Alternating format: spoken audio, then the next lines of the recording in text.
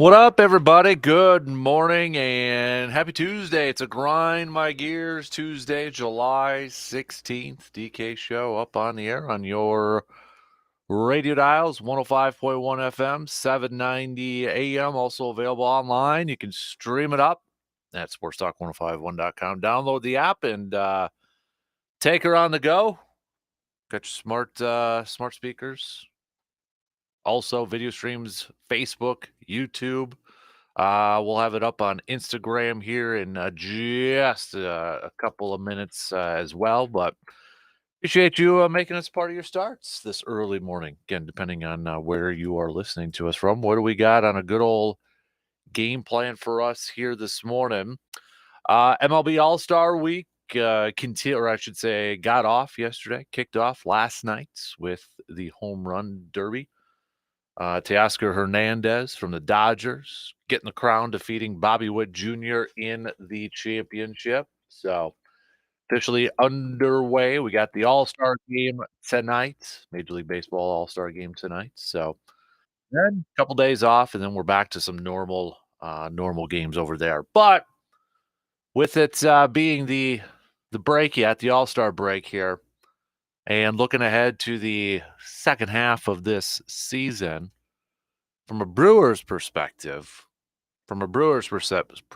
looking at this kind of next 2.5 months, a little less than 2.5 months worth of games to try to get into the postseason, and not only just get in the postseason, but I think a lot of us would like to make a little bit of a run in the postseason, a deep run in the postseason. Who do you think? Who do you think are, if you had to just pick five most important Brewers people, the five most important Brewers to lead this team back to the postseason, but also maybe make a little bit of a nice run? Not just to get to the postseason and get swept or lose the opening series again. I think we have a little higher expectations than that, right? I kind of hope so. But who would be the five most important ones in your opinion? All right? Think about it for a few minutes here. We're gonna get to it coming up in just a little bit. I've got my five, and I ranked them too. So I ranked them. I won't ask you to do that, but if you want to, go for it. But I ranked mine as the most important Brewers for this second half of the season, for this team to remain in first place, to get to the postseason and maybe make a little bit of a nice run. Obviously, we would all love to have a World Series in that, but let's start here. All right, let's start here. So we'll hit that up coming up in just a few minutes. Also on the docket here this morning, we will continue our training camp, Packers training camp's top storylines as we are now officially under a week away. Got the rookies who will be reporting tomorrow. Rookies who will be reporting tomorrow for the Pack. Veterans got reports by Sunday. First practice will be on Monday. But we'll continue our storylines, taking a look at what I believe are some of the top things to watch or heading into camp here yesterday. We talked a little bit about kicking situation, kicking battle. We got currently 3 kickers on the roster for the Packers. Is Anders Carlson's job in jeopardy? Could Greg Joseph come in and take it from him? Got another rookie on there too. So we talked about that. Talked about Keyshawn Nixon and not only his role on special teams, which I think we're all kind of hoping that with the new kickoff rules that his play could potentially be even more pivotal, or he could be more of a threat in that kick return game with the new rules there. But also, I mean, it sure seems like their Packers are dead set, and they believe that he can be a very serviceable, very good slot corner. They locked him up for 3 years, so But we talked a little bit about that yesterday. We'll hit up a couple of more coming up today. Maybe just one more. Yeah, I think we're just going to hit up one today because gotta spread it out for the rest of the week here. So, but we'll get to that coming up, probably in the next hour over there too. So we'll get to that. It is a Grind My Gears Tuesday, as I mentioned in the opener. So it's an ASAP Used Auto Parts Grind My Gears Tuesday. What's grinding your gears? All right, get it off your chest. Let us know. Make it appropriate so we can maybe share it with the rest of the class out there. But what's grinding your gears? You can let us know via hitting us up with a text on that Shoe Doctor's bullpen line, 715-830-1912, or comment on the video stream and such too. That'll work out over there too.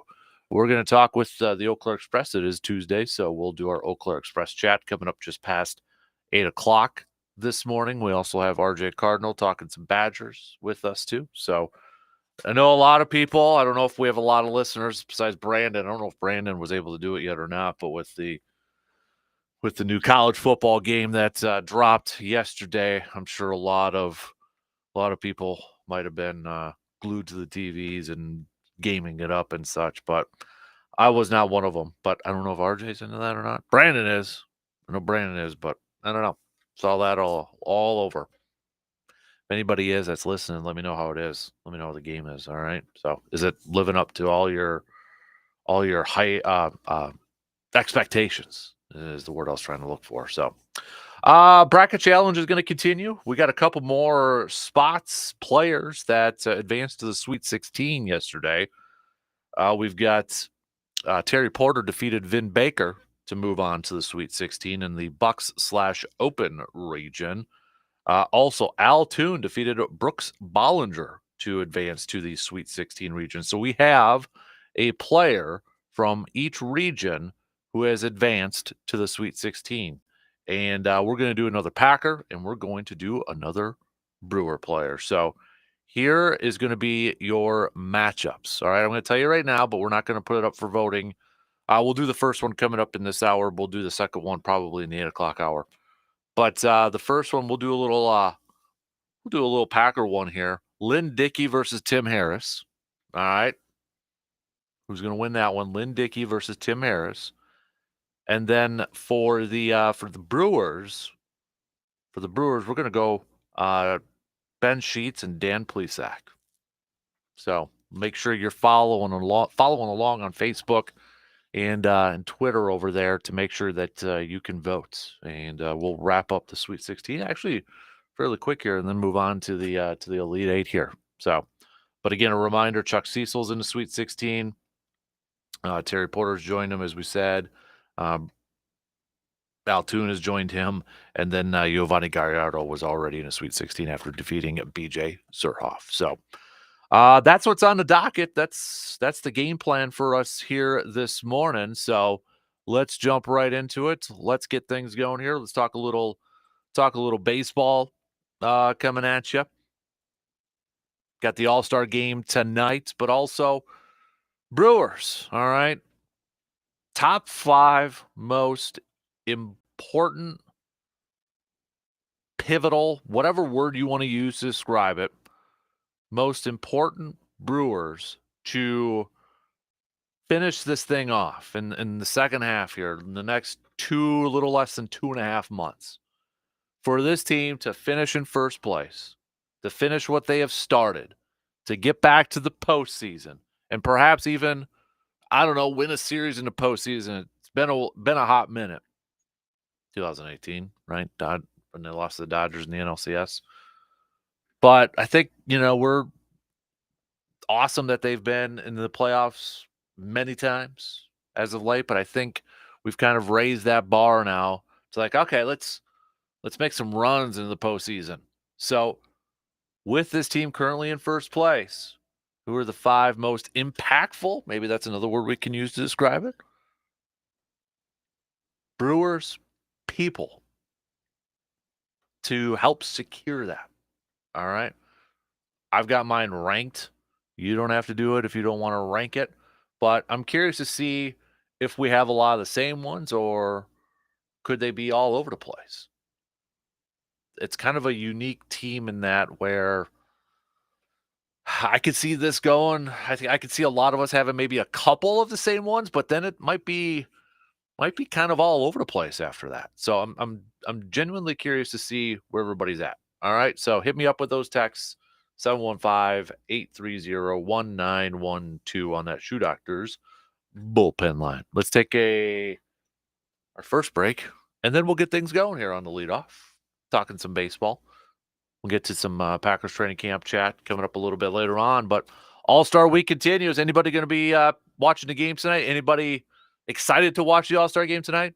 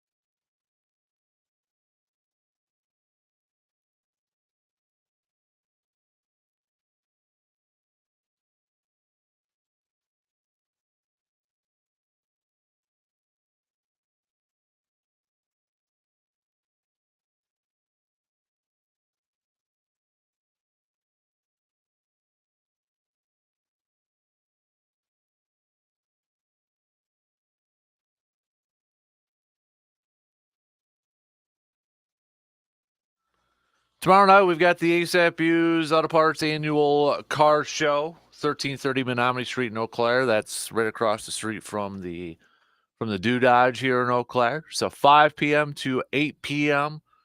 Big Stack Meats is going to be there with their food truck. If you want to enter a vehicle, get a free meal ticket with your car entry. So it's one of the best car shows in the area. Fantastic lineup. It's always been a fantastic lineup over there. So if you got nothing going on tomorrow night, take the family on over there, take the kiddos, and check out some sweet wheels and grab some dinner from Big Stack Meats food truck that's going to be over there. It's the ASAP Used Auto Parts annual car show, again located at 1330 Menominee Street in Eau Claire. You cannot miss it. Fantastic venue over there. If you've never been inside and checked out some of the decor over there, it's pretty darn sweet at ASAP Used Auto Parts. So make sure you get an oil change or get some new tires over there, and then you can check it out and such. So, all right, let's shall we jump right into it here with the All-Star break still going on here? Got officially kicked off last night with the Home Run Derby. We had Teoscar Hernandez picking up the win, defeating Bobby Witt Jr. in the final round. But I was watching it last night with the kiddo and such, and I enjoyed it. I know they adjusted the rules and such where everybody went, first round and then top four moved on. Then you seeded it after that. I thought it went well. I mean, I thought it went well and such, but I know some people still had some problems with it, or at least those who chimed online and posted about it and whatever. But we got the All-Star game tonight. Brewers, we're going to see a couple starters there. Christian Yelich is going to be playing in right field. It was announced yesterday. He'll be batting fifth, and then Contreras obviously playing catcher, batting right behind him. Former Brewer Corbin Burns got the start. That was announced yesterday for the American League. So it's Corbin Burns versus Paul Skeens, the two pitchers getting the starts for their respective leagues yesterday. So for the Twins, if you're a Twins fan out there, you'll be able to see you're going to be able to see Willie Castro in action. So I got that coming up tonight. But we got the draft that's still going on too for these ball clubs. Brewers making some more selections. You got day 3 coming up here today. If you go and check out, maybe some of the draft trackers and such from the picks yesterday, it was rounds 3 through 10 here. Brewers in the first pick in the third round, picking up a pitcher, Jaron DeBerry. Then they go into the fourth round there. Marco Dings, he's a catcher. Then the Brewers went all pitchers after that. All pitchers after that. 1, 2, 3, 4, 5, 6, 7 more pitchers. Loading up that system there. It's a mixture of some college kids, and their last couple ones were all high school players there. So, but the draft will continue. Still got rounds 11 through 11 through 20 coming up here. But also too, got to imagine that maybe the Brewers are doing a little self-scouting and maybe kind of doing some work to see who could potentially be available by the trade deadline, who could potentially be available out there for the Brewers to acquire and such. So, but Brewers, we know, first place, up 4.5 games over the Cardinals in the division, although Pittsburgh's back to 500, creeping up there a little bit. You've got the Reds 8 back, Cubbies 8.5 back. For the Brewers to continue to do what they've been doing in the first half of this season, that's win a bunch of games and remain in first place and get back to the postseason here. They're on track to do that. But for them to do that, for them to continue to do that, but also maybe make a run into the postseason here, who do you think are the 5 most impactful, most important, most pivotal Brewers peeps to make sure the Brewers get to that, get back to the postseason, to finish first place in this division and get back to the postseason?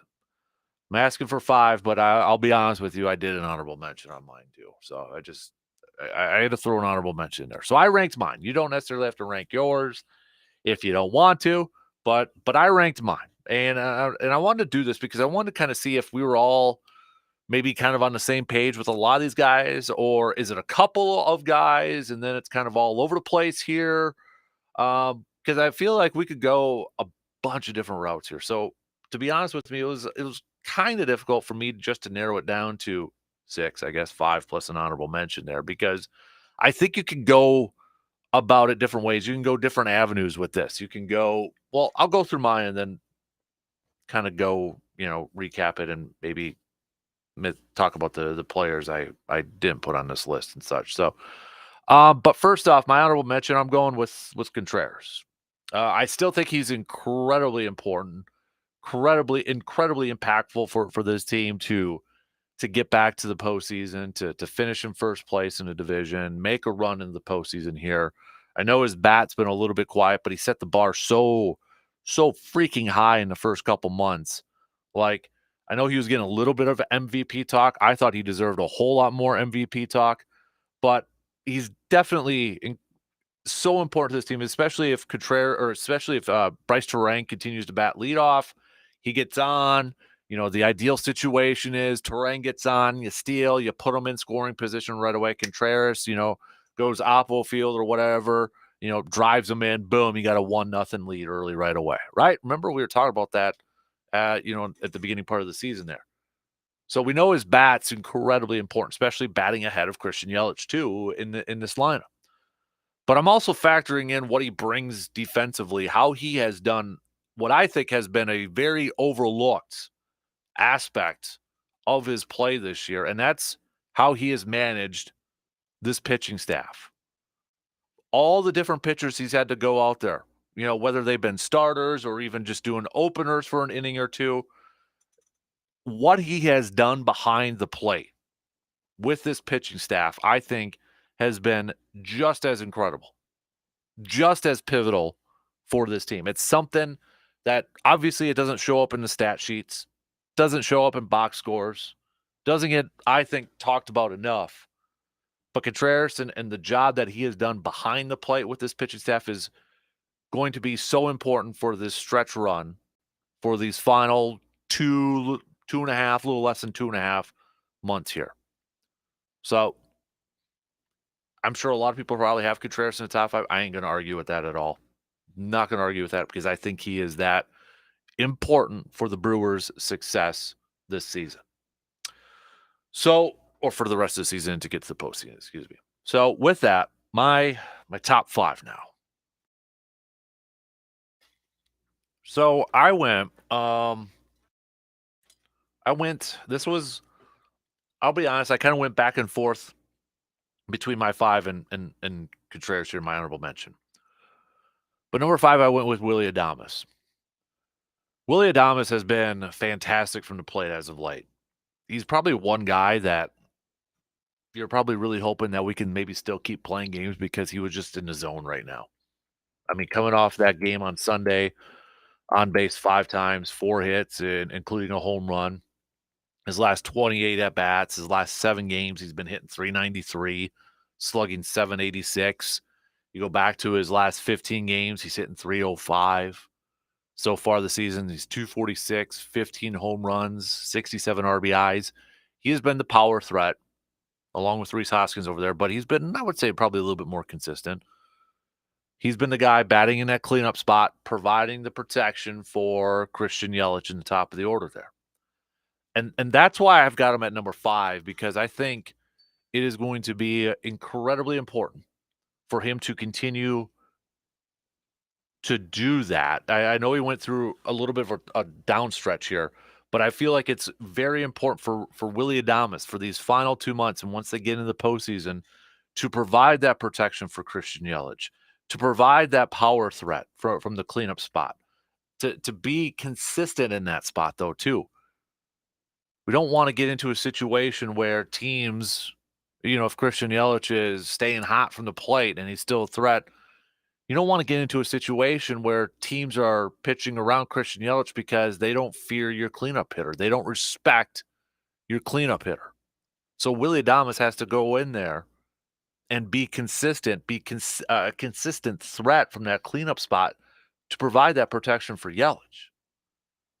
And if he can continue to put up some of these power numbers, to continue to be, you know, a run producer for this team at that cleanup spot, that's going to be that's going to settle down this offensive lineup and really create a nice top four. Ideally, I know it depends on pitching matchups and such, but if you got Terang and you got William Contreras and you've got Christian Yelich and you've got Willie Adames up there, I think that's a pretty darn impressive top four. That's a darn impressive top four. So that's why I feel like Willie Adames is so important for that.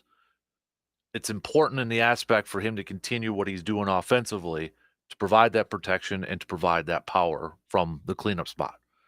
Because it sure seems like that's his spot in the lineup. It ain't going to change. And right now, who else would you put in that cleanup spot, to be honest with you? Number four here, I'm going to go with Bryce Terang. I'm going to go with Bryce Terang here. And I'll be honest, I'll tell you the person I took out last second first. I had Devin Williams at number 4. Because when he comes back and he's, back into his normal spot as a closer, and that solidifies the rest of that bullpen. You can start to define some roles. Devin's closing. McGill's probably, setting it up in the 8th. Hudson's going to be in there. You got other guys. It settles some roles in the back end of that bullpen once Devin Williams comes back, assuming Devin Williams is going to be the same old Devin Williams that we have seen. And that's why I had him at number 4, because it has a nice trickle-down effect for the rest of the bullpen. I switched it out last second because I go back to Bryce Terang and the threat that he brings just being on the bases is stolen bases. The Brewers, no question this year, have been more aggressive on the base paths than I think we can remember. Something that a lot of us have wanted to see for a long, long time. And Terang has been doing that for this team at the top of the lineup. And I know he's been batting, left-handed players towards the bottom there, but I like the fact now that Pat Murphy has given him a chance, keeping him in that lineup against left-handed hitters and saying, go prove that you can hit left-handed hitters. And the more I thought about it, just being that table setter and kind of setting the tone there and getting on base and putting pressure on opposing defenses, on opposing teams with Bryce Terang on the base pass, I think is going to be super, super important going down the stretch here.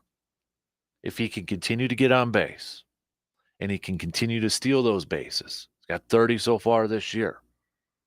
If he can continue to do that and put that pressure, as we were talking about with William Contreras there,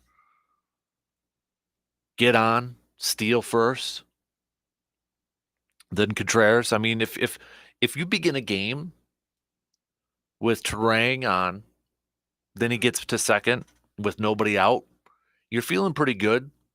At least I would feel pretty good. You're going to start the game with at least a run on the scoreboard. And I think that's going to be really important for this team to continue to do that, to put pressure immediately on teams right away in games. And whenever Terang's on the base paths, there's pressure on that defense already. And everybody in the world knows he's probably going to steal. You can't stop it. And we haven't even talked about Terang's defense over at second base. I mean, is Gold Glove worthy? It was Gold Glove worthy yet last year. It's Gold Glove worthy again this year. Number 3, I've got Freddie Peralta on this list. We know the biggest weakness probably on this team, or maybe the biggest question mark on this team, is pitching. And I think Freddie Peralta has got to be a guy that really kind of steps it up in the second half in these final 2.5 months of the regular season. I want to see a little bit more from Freddie Peralta. If he's the ace of this staff, I got to see a more consistent, I got to see a better performance from him. 6-5 with a 4.11 ERA so far on the season in 19 games. And that's the ace. We need better numbers, especially with the pitching staff that's, starting staff that's maybe going to have another addition before the trade deadline. They added Aaron Savali, they added Dallas Keuchel. Dallas Keuchel got designated for assignment. Colin Ray's been the most consistent pitcher within this staff. He's 9-3 on the season. Tobias Myers has been fantastic. It's been a nice surprise, a big surprise. But Freddie Peralta, I want a little bit more from Freddie. I want a little bit more from him. If he's that ace, I got to see a little bit more from him. And when we compare it, to last year, he pitched in 30 games. He had a 3.86 ERA. He's 12-10 though. But I want to see more from him. And I think that's going to be important for the next 2.5 months and into the postseason. If Freddie can be that guy where he finally takes that step to like, okay, I can be the ace of this staff. And then you get in the postseason there too. There's going to be a lot riding on his shoulders. There's going to be a lot riding on the starting pitching staff overall.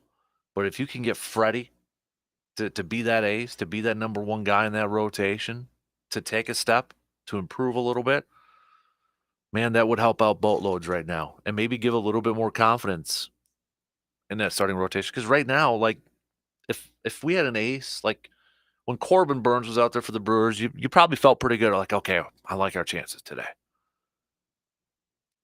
I don't have that feeling right now with Freddie. In fact, I really don't have that with a lot of the starters. But Freddie can change that. He can change that. And I hope he can in the second half.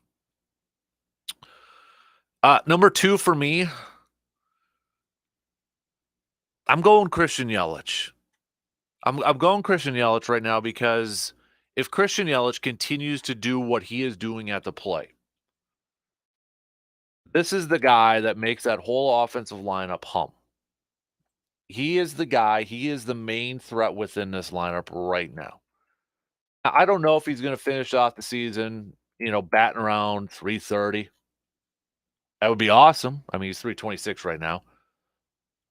But if he continues to do what he is doing from the plate, being that guy that consistently gets on. We talk about table setters at the top with Terang and Contreras and such. If your 3-hitter is doing what Christian Yelich is doing right now with a 933 OPS, I mean, you're going to be feeling pretty good that you're going to be able to score some runs in each and every game.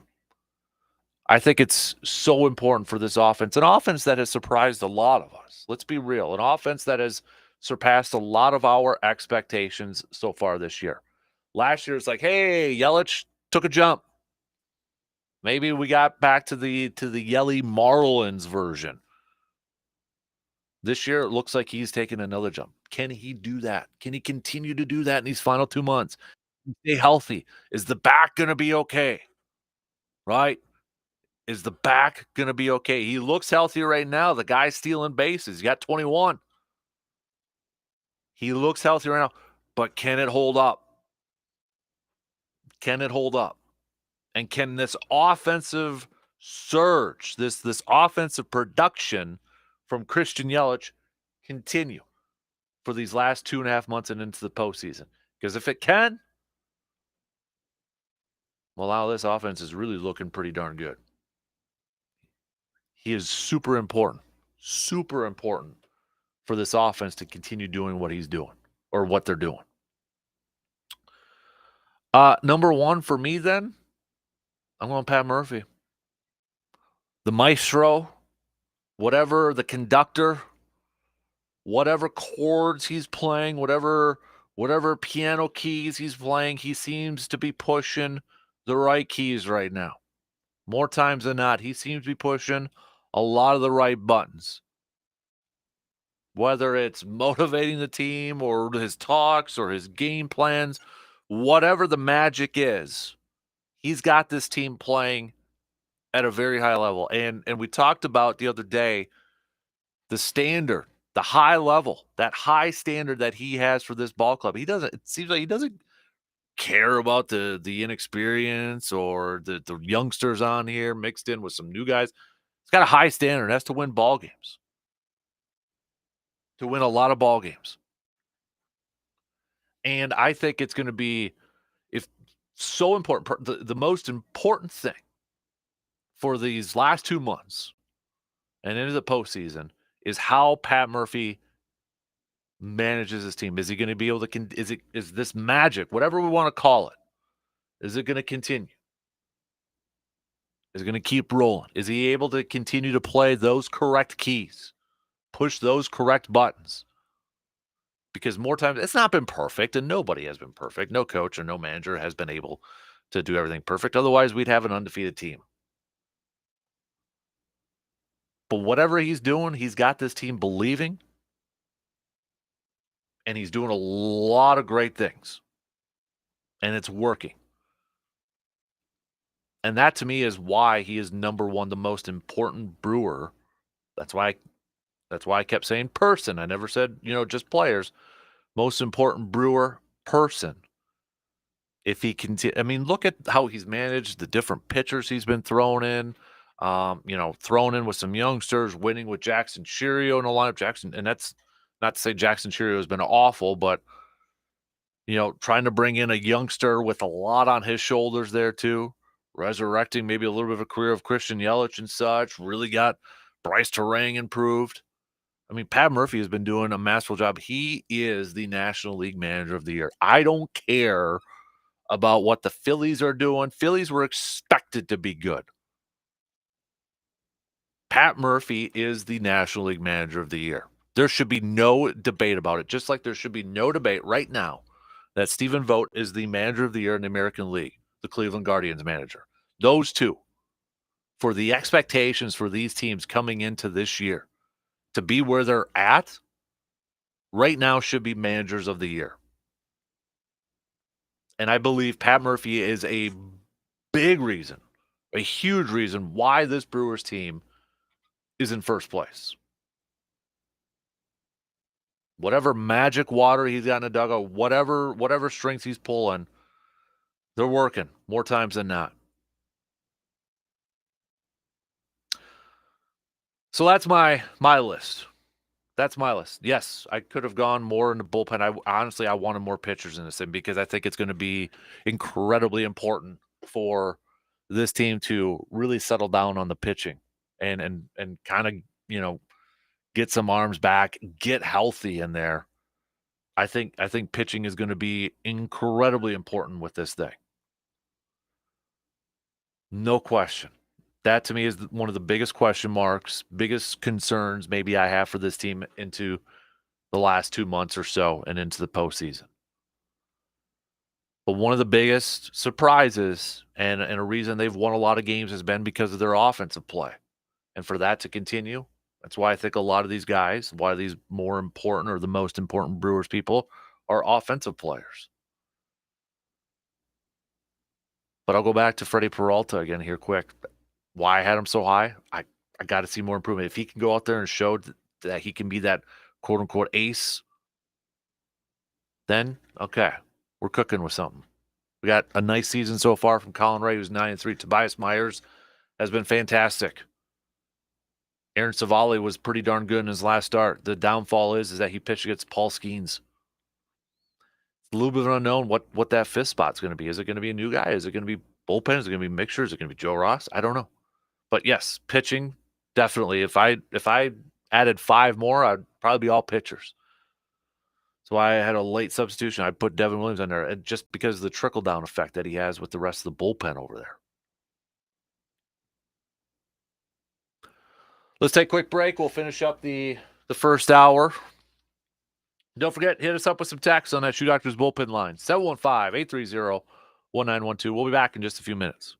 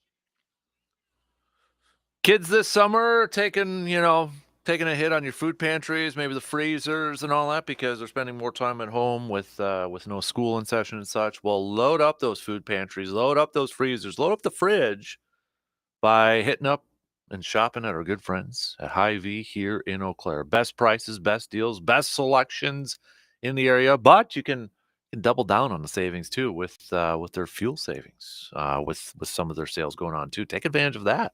I mean, we have Angela that hops on every once in a while here, and she's kind of the fuel savings queen there.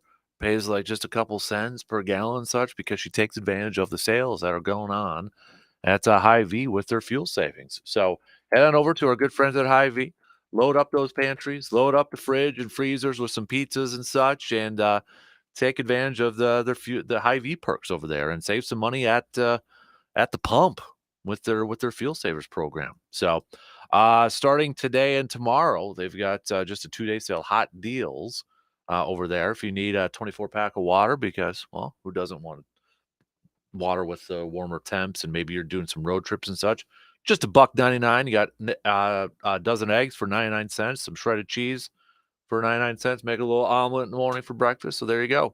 Hit up our good friends at Hy-Vee in Eau Claire for all of your grocery shopping needs.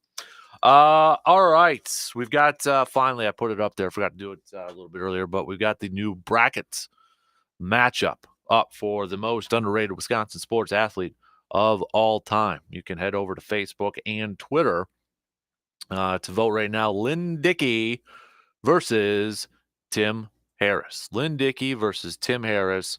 Go ahead and vote right now on Facebook, YouTube, or excuse me, Facebook and Twitter. Facebook.com/Kasper Sports, KASPER Sports, Twitter.com or Twitter. Yeah, Twitter.com/DANKSPER. We've got G-Man chiming in right now. His top 5 are Murphy, Willie, Yelly, Contreras, and Devin Williams. This is the year for the Crew. Go Brewers. Surveyor Sam, DK, you know what's grinding my gears. Bear fans, how can they honestly sit there with their stupid Ditka mustache and Polish sausage hanging from their mouth and honestly say they are not only winning the division, but also the Super Bowl? You have an unproven rookie quarterback that looks softer than 10-ply toilet paper, a receiving core that has a good number 1, injury-prone number 2, and a rookie number 3, a running back that has done nothing since his rookie year, and a defense that has the hype of the 85 Bears, but none of the actual star power and talents. Can't wait for them to fall flat on their face, finish 7-10, once again get swept by the Packers. Gosh, I hate the Bears fans. C-Bomb, what grinds my gears is watching receivers on Netflix. Gosh dang it, Justin Jefferson is a cool dude, and I hate it. Have not watched that yet. Have not watched that yet. Not sure if I'm going to be honest with you, but we'll see. We'll see. Got other stuff going on and such. So, yeah, get your grind my gears coming in. Our ASAP used auto parts grind my gears Tuesday. It's good to see we got a few of them coming in already. So hit us up with a text on that Shoe Doctors bullpen line with what's grinding your gears this morning. I'll get to mine coming up. I think I'm going to do mine about an hour from now. So right after that, we'll chat with the Eau Claire Express. The Express back in action tonight at Carson Park after being on the road for the last 5 games. I know they had a doubleheader mixed in there too, but they'll be back at Carson Park tonight. It's our sister station, Grace Hits 98.1's 98.1's night. 98.1 is sponsoring tonight, so they'll be taking on the Waterloo Bucks. The Waterloo Bucks coming at you. So get back to Carson Park and watch a little baseball action there. Should be a good night weather-wise over there too. So unless no Brewer game to watch unless you want to watch the All-Star game and such. So all right. Let's what's that look for? Is this a phone? Yeah, it's Hudson's. Oh, you guys got it's Hudson. Not, no, it's a phone. No, it's something that he just watches YouTube on. Uh-huh. So it's an old one. Is he going to be as phone addicted as his dad? He's addicted more than I am. Yeah. Oh, yeah? Mm-hmm. So is there a new member of the Kasper family? Did you guys go to the fair and come home with the goldfish? Mm-mm. No? No. He didn't want to do any games. No. So what'd you guys end up doing? I know. I forced him to do games after I did a couple of them. Oh, did you get the old sledgehammer out and slam out the weights? I did the pitching one. Oh, how'd that go? Elbow was hurting a little bit. Yeah. Oh, yeah. The old trick elbow acted Yeah. up again. Sure, Yep. sure. Yep. Did you walk out with the big stuffed animal? Couple of them. Airbrush mirrors, clippy feathers, anything fun? A lot of puppy stuffed animals. Okay. Yep. Okay. Yep. So how'd it feel to shake the rust off the old pitch arm? It felt good until after the first few. So Okay. yeah. You know, I always think about this with pitching too, because I have a daughter, so I sit through a lot of softball games. That's her number one sport. Mhm. And I know I've had, PTs and people explain this to me, but that movement they say is more natural. The female pitcher movement, It the is. fast pitch is more natural. Mhm. That it's actually harder on the dudes to pitch, and that's a more unnatural, taxing movement after pitch after pitch after pitch on the body than it is to do fast pitch. We actually talked to Dr. Crow about that on the Yeah. Friday segment. And I've heard Yep. that, but man, Yep. watching a pitcher doesn't look like it is more natural to do that, though I Mhm. know that that is the case physiologically. Right. So was it a good fare in the books then? You guys right over the home plate feeling good? Yep. Yeah, What definitely. what did Hudson want to do if he didn't go for rides? He wanted to go home. That's it? Yeah, he was Well, you know not what? into Don't it. spend the money on Disney, you know? If the happiest He- place on earth is right at home, you guys do that. He wanted to go, and then when we got there, he just wanted to go home. So All right. yeah, he Can't wasn't argue really with into that. it. So Was I it don't too know. hot or just not Well, feeling we it? went Saturday night, so it wasn't Wasn't terrible. too bad. So he just wasn't feeling it. He said. All right. Well, So. hey, you know what? Sometimes you don't feel it. Yeah, he had his curds, and then he was like done. Have you been golfing out yet? Now it's going to be a little bit nicer this week. A little bit. I'm hoping to go tomorrow. Don't so. let that carny arm get in the way of your golf swing. I don't know. Have you been out yet? Yeah, a couple times. How's it going? 50-50. I only ask because before we got into the nice weather season, you said that your goal this year was to hit the golf course more. Yeah, that didn't happen. Yeah, right. No. Because now we're facing the back end of July, and everybody's wondering where the heck their summers went. Yeah, everybody's going without me. It- So Get him on the course. Give him something to swing at. I'm picky on who I golf with. Imagine that. Is there? I'm gonna I ask. want to have fun. I don't want it to be a competition. No, I can see that. Some Yeah. people do get a little intense on the Mhm. golf course. What is one thing in your life that you're not picky about? That I'm not picky about? Because I'm not picky really about anything. I kind of roll with whatever. And there is maybe like one or two things I'm particular about, and you're the inverse of that, where you're Yeah. particular about a lot of I'm things. picky about food. Uh-huh.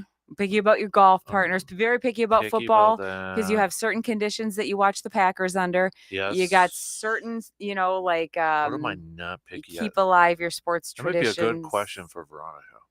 Something you're not picky about. Then you're like, whatever. I've never seen you shrug and say, whatever. I'll have to ask. I don't know that one.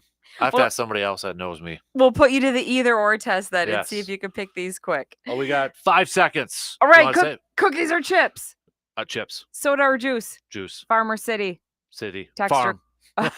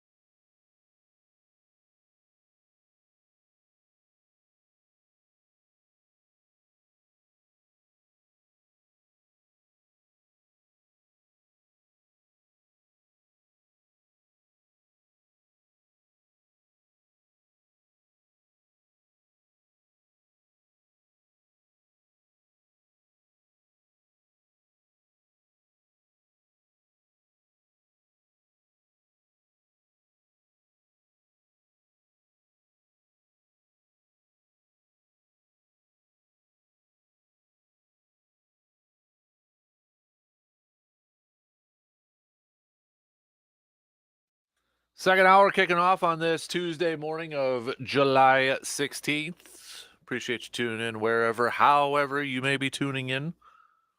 Lynn Dickey is off to an early lead in our poll question. Will he defeat Tim Harris to move on to the Sweet 16? Join fellow Packer Chuck Cecil in the Sweet 16 for our Packers region, for our most underrated Wisconsin sports athlete of all time. Right now, Lynn Dickey out to a comfortable lead on Facebook and Twitter, but plenty of time to get your votes in. We're going to announce another Brewer matchup. Coming up next hour, we actually already mentioned it, but we'll put it up for voting.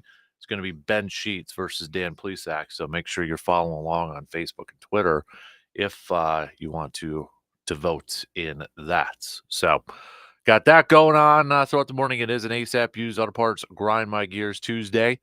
What's grinding your gears? Send those babies on over via the Shoe Doctors text line, 715-830-1912. We've got the Eau Claire Express coming up in about an hour, a little under an hour. They're going to be back at home tonight at Carson Park, taking on the Waterloo Bucks for our sister station 98.1's night. Grace Hits 98.1. We begin this hour, though. We are officially less than a week away from Packers training camp. Believe it or not, the first practice for Packers training camp is going to be on Monday. Rookies have to report tomorrow. Veterans got to report by Sunday. But the first practice is going to be on Monday, which means football season is right around the corner. And we have been kind of counting down some top storylines heading into Packers training camp and that. And for today, I want to hit up one. We did a couple yesterday, but I want to hit up one. And I want to talk a little bit about Josh Jacobs, the new running back for the Green and Gold. And I know mixed, I don't know if it'd be mixed feelings, but there's still a few, missing out on Aaron Jones. Would rather maybe have Aaron Jones on this roster, or I think best of both worlds would love to have Jacobs and Aaron Jones both on the roster there too. But go back to that opening day of free agency, legal tampering period, whatever the heck we're calling it these days, when it was reported that the Packers were going to sign Jacobs, and you're thinking, oh boy, Jacobs and Aaron Jones together in the backfield, and then shortly after, it was announced that Aaron Jones would be released. So, no question, Aaron Jones, I think, is for a lot of people one of their favorite Packers of all times. And as somebody who's been lucky to interview him a few times, what you hear on TV is exactly what he is in person and such. Very courteous, yes sir, no sir, all that stuff. And he's definitely one of my favorite Packers of all time. And it's gonna hurt seeing him in that purple across the border. Let's not kid ourselves. It's going to hurt. And I thought he was such a pivotal player last year in terms of his leadership with those young receivers, with those youngsters. We saw it. And for the last couple of years too. The thing that really stood out to me about Aaron Jones wasn't just the play, but it was that leadership that probably doesn't get talked about enough. Because I remember it was 2 years ago. I think it was like mini camp or OTAs or whatever it was when veterans were excused. He didn't go. He went to practice. He practiced with the young guys. This is a running back, a guy who's already got a big contract. And instead of taking another day off or a couple days off, he stayed and practiced with the young guys. And it was stuff like that. And I'm just like, oh, I love that. I love that guy. And I love what he's about. So it's going to be a huge loss from that and that leadership within that locker room on that sideline.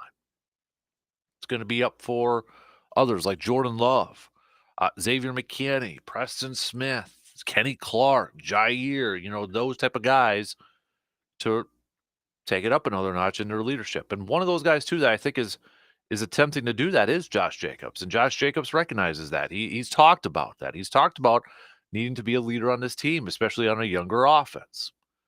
And, for the last couple of years, we've seen a running back situation. Yes, Aaron Jones has been the number one guy, but we've also seen situations where A.J. Dillon has come in, and A.J. Dillon's had a good couple of years. But it was kind of like, okay, one drive or, the first couple drives going to be Aaron Jones, and then one drive it's going to be all A.J. Dillon, and you're kind of doing a little mixing and matching with Aaron Jones and A.J. Dillon, two completely different styles of running backs. You got Aaron Jones as the scat back speed guy. You got A.J. Dillon as that bruiser. Both fairly effective in the passing game. Now you got Jacobs, who I think changes the running game, changes the running attack for the Packers, changes the game plan in terms of the running game plan for the green and gold. I think you're going to see maybe a little bit more of a bell cow option where he's not going to be taken off the field as much as maybe Aaron Jones was. You're not going to see as much mixing and matching when it comes to Josh Jacobs. You're going to see a guy that's going to be on the field, I think, quite a bit. And you'll look at the numbers. There's that number, like how many, like he's got over 1,000 yards rushing on first down alone. This is where I think he is going to have a huge impact within the offense as those early downs, as those first downs. When you throw numbers out there like that, and you throw out the success that he has on first downs, that is a play caller's dream when you want to run a lot of play action and you've got some receiving threats. To have that type of running back that has that amount of success on first downs is just, you've got to be salivating at the mouth if you're Matt LaFleur or any play caller at that thought. So that's where I think he's going to have a huge impact on this team. The early downs. We know he's a bigger back, but he's kind of, Josh Jacobs to me is kind of like a mold in between A.J. Dillon and Aaron Jones. It's like if those two like morphed into each other, I think you get a version of like a Josh Jacobs that kind of comes out of that. You mold those two clay models into it, and maybe it out pops a Josh Jacobs type of player. Now I know there's some questions about injuries, health, production-wise. Last year he played 13 games. But, I mean, every year that he's been in the league since 2019, he's played double-digit games, 13, 15, 15, 17, 13. And that 2022 season was definitely his career year, rushing for over 1,600 yards. But I think what also is going to help benefit a guy like Josh Jacobs is going to be the offense that he's in with Jordan Love, with those playmaking, with those receivers, with those tight ends. I think a lot of the times, with the Raiders, he was the key. He was the focus. And last year, you're looking at like, oh, okay, Devontae, last couple of years, Devontae Adams such. The thing that was missing, though, was a quarterback. Was the threat of a really good quarterback, a consistent quarterback. So, yes, on paper, having a Devontae Adams and maybe a Hunter Renfrow and a Josh Jacobs, you had offensive weapons, skill position players. But you didn't have the threat of a consistently good quarterback to take advantage of that. That's different in Green Bay. I don't, it's going to be, I think the biggest thing to me, and maybe one of the biggest question marks heading into the season when it comes to Josh Jacobs and now this running game. I mean, you got to throw in A.J. Dillon, you got to throw in, Marshawn Lloyd, the rookie, and I'll be curious to see how many reps they give the rookie when it gets to the regular season and such. Because remember, was it LaFleur's first year, second year? They had Aaron Jones, they had Jamal Williams, and they had A.J. Dillon, and then you have Aaron Rodgers and Devontae, and it's like, where's the ball going to go? Who's going to get the ball? Is there enough to share around? So it'll be curious to see how they try to incorporate the rookie, but also what's A.J. Dillon's role within this system? Are they going to continue to have him at running back? Could we see that hybrid H-back, fullback type of role that there's some speculation out there? But I feel like when it comes to Jacobs, he's going to be more of that typical every down running back. You're going to see him get in there. I mean, you look at, his rushing attempts every single year. He's gone from 242 his rookie year, 273, 217, 340 in that 2022 season, and 233 last year. He's going to be involved in the passing game. He's gonna be a receiver. He's a guy that can give you multiple different options out there, and I think he can have a special year. But I think the biggest question mark I'll have is to see what Matt LaFleur, what's that game plan like? Are they really going to use him as a bell cow type of player, as a 3-down running back, or are they still going to try to do something similar to what they did with Aaron Jones and A.J. Dillon? Maybe it's a couple drives with Jacobs, then maybe they throw in Dillon, or maybe they throw in the rookie and such. But how much usage are they going to have for Josh Jacobs? And do they change their scheme up a little bit with how they want to come about with their running attack? Do they have a different type of philosophy here a little? You know what I mean? So, but I'm excited to see Jacobs within this offense with Jordan Love, with those receivers. Best case scenario with everything is going to be, it's like pick your poison if you're an opposing defense. Do you want to load the box up and try to stop the run?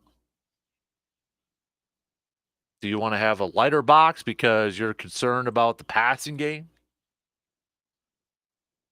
That's the situation you want to be in if you're in an offense. You want to dictate. You want to be the one that dictates. And that's what, again, I think Matt LaFleur did a fantastic job at the end of last year.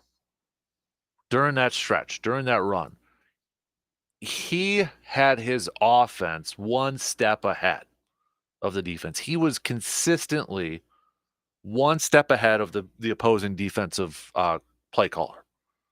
It just felt like he was 1, 2, 3 steps way ahead, and whenever that defense coordinator is trying to catch up, and no, you can't catch him. He was such in a groove, and now you add in a playmaker, a unique skill set of a Josh Jacobs within this offense.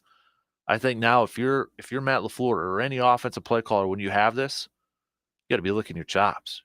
You're going to be able to dictate what you want to do on offense. Load up the box. All right, we'll have some one-on-one action with our pass catchers. Going to go with a light box. All right, good luck against Josh Jacobs. So I'm excited to see. I think the biggest question for me is going to be, do they change how they've done it the last few years in terms of, spreading out some of the reps with their running attack? Do they still try to give some reps to A.J. Dillon? How many reps do they give to the rookie? Or is it going to be, it's Josh Jacobs 3 out of 4 times every time? Is it going to be more of that typical bell cow operation over there? That to me is probably one of the biggest things to kind of keep an eye on once we get to training camp and regular season. I don't see Josh Jacobs playing in the preseason. I could be wrong, but we'll see. So, all right, we got a couple more that we're gonna finish off for the rest of the week here. Some storylines, but don't forget, you can always send me what are some of your top storylines as we head to Packers training camp. What are your top storylines for the Packers ahead of training camp coming up here? I got a couple more, but hey, I might be missing one. I might be missing a few of them over here. What's your biggest storylines heading into Packers training camp? Let us know. Hit me up with a text on that Shoe Doctors bullpen line at 715-830-1912. Okay? So I got a couple more, but we're going to save them for the rest of the week here. So I know some teams are opening up camp today. Got rookies and such. Some of those teams, I believe the Bears are one of them. I think the Bears are one of them. Let me double check. I think Schefter posted it this morning. Yes, rookies for the Bills, Bears, Chargers, Chiefs, Dolphins, Giants, Saints, and 49ers report to training camp today. Packers rookies will report tomorrow for the Pack. So, all right, let's take a quick break. We're going to get back to some more Brewers talk coming up here in just a little bit too. But in case you missed it in the first hour, we spent the first hour talking Brewers. with it still being the All-Star break, if you're just joining us, we were looking for who do you think is the top 5 most important, most impactful, most pivotal Brewers people for the Brewers to finish this thing off, to finish the season in first place, to get back to the postseason, but also maybe make a little bit of a run in the postseason, because I think we've got a little bit higher expectations. It's been great to make the postseason, but I think now we want to win some games in the postseason. So Brewers currently sitting, as we know, 4.5 up in a division in first place. Who are the 5 most important Brewers people to sustain that, to finish off this thing in the last 2.5 months, to finish it off in first place, get back to the postseason, and win some games in the postseason? Let me know your picks. We'll revisit mine coming up a little bit later on. We'll take a quick break. We'll be back with more with Joe coming up in just a few minutes.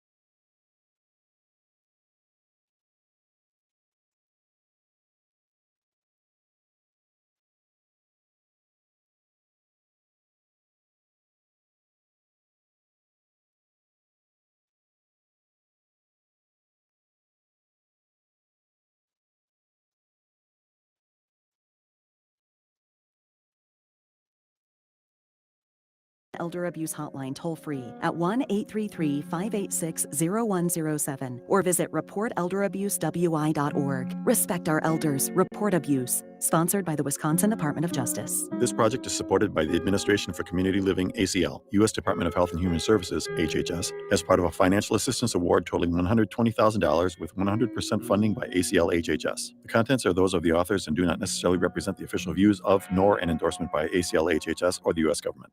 She posted about us just now. Celebrities can't get enough of Bianna's bespoke skincare line. She has 147 million followers. How do we monetize? She needs a social media associate to help her with the hype. We should repost this. Do we need a hashtag? Indeed can help her hire great people fast. I need Indeed. Indeed you do. You can schedule and conduct virtual interviews all from your employer dashboard.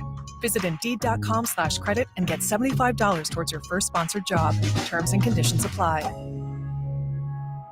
People across Wisconsin are enjoying the rewards, stability, and flexibility of a career in healthcare. Why not you? WIS Caregiver Careers can get you started as a certified direct care professional. You'll learn the skills you need to make life better for older adults or people with a disability. All training is free and online. Plus, earn $500 in bonuses. Start your new career. Sign up today at wiscaregivercdcp.com. Sponsored by the Wisconsin Department of Health Services. The Shoe Doctor is known for quality footwear. Remember, the Shoe Doctor can keep your feet comfortable during all the different outdoor weather and activities here in the Chippewa Valley. Work boots, casual shoes, sandals, and more from brands you trust like Keen, Merrill, Chaco, and Dansko, and that's just to name a few. Located on Claremont Avenue in Eau Claire, you can also visit them online at shoedoctorfootwear.com. The Shoe Doctor, quality footwear for work, sport, and fun. If you were to listen to Dan Kasper nonstop around the clock for a solid month, you'd become the king of all sports fans, desired by beautiful women, and rich beyond your dreams. I think. Try it and let's see. The Dan Kasper Show.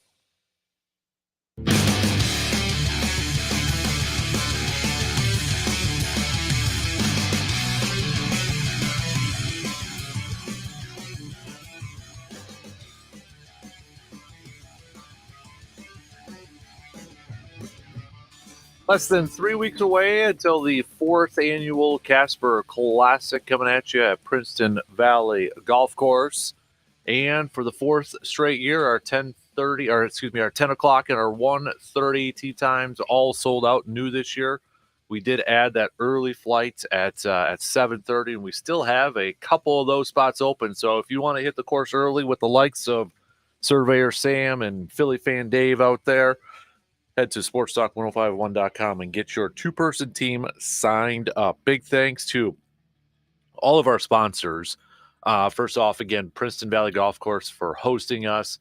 Our Champions Meal sponsors, Hy-Vee, Title Belt sponsors, Resonance Branding Company, Putting Green sponsors, Gemco Surfaces, our beverage sponsors, Park Ridge Distributing, the Green Jacket sponsor, Muldoon's Menswear.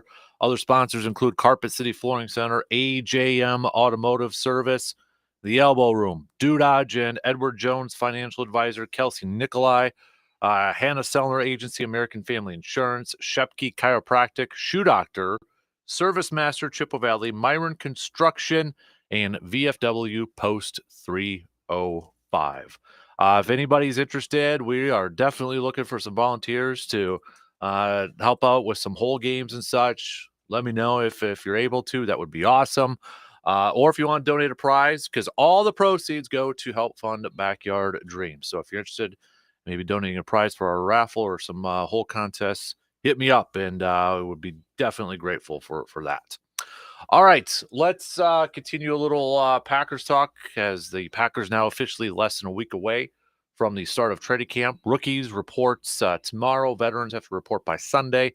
First practice is coming at you on Monday here. We've been kind of doing some countdowns to our storylines, top storylines, heading into the opener of Packers training camp. Excuse me. So let's bring in Mr. Joseph DeGuano here. And Joe, pretty quiet on the Packers front so far here. But when you kind of take a look at it, do you still feel like the Jordan Love extension is probably still going to be done sometime in August? You know what? I still think it might get done before training camp, and that's something that Goody said. That's something that Jordan Love sounded very positive about. So I think the storyline truly is, over the next week, does the deal get done? And if it doesn't get done, does Jordan Love show up? And so, and again, I'm not predicting drama. I'm not saying it'll happen, but I think that's the biggest storyline right now leading into training camp, with rookies reporting, as you said, tomorrow. veterans reporting on Sunday, first practice Monday. I think that's the storyline. And then really, where is the Jordan Love extension going to fall in? And I've said this for a while now that I think the best route for the Packers to go, and you got a lot of guys in that $50-ish million range. I think the best route for the Green Bay Packers to go is a hybrid of Mahomes' deal, which was the 10-year deal, and most of these other quarterbacks are signing 4 or 5-year extensions. I think if Green Bay can get Love locked up 6 or 7 years, I think that's the best case scenario. So, I think that's the storyline coming into this. And I think the secondary storyline once they're actually in training camp is, does this team have a target on its back now? Because obviously I think everybody out there knew that this team over exceeded expectations last year. And so how is this team going to perform with a little bit more of a target on their back? Arguably, you see things that, Green Bay is maybe one of the top 3 teams in the NFC, and Jordan Love, one of the top 4 or 5 quarterbacks. And so, the expectations and the everything is just ramped up now. And I think that's really, once the season starts, how does this team respond? Still a very, very young team. How does this team respond to being the hunted rather than the hunter?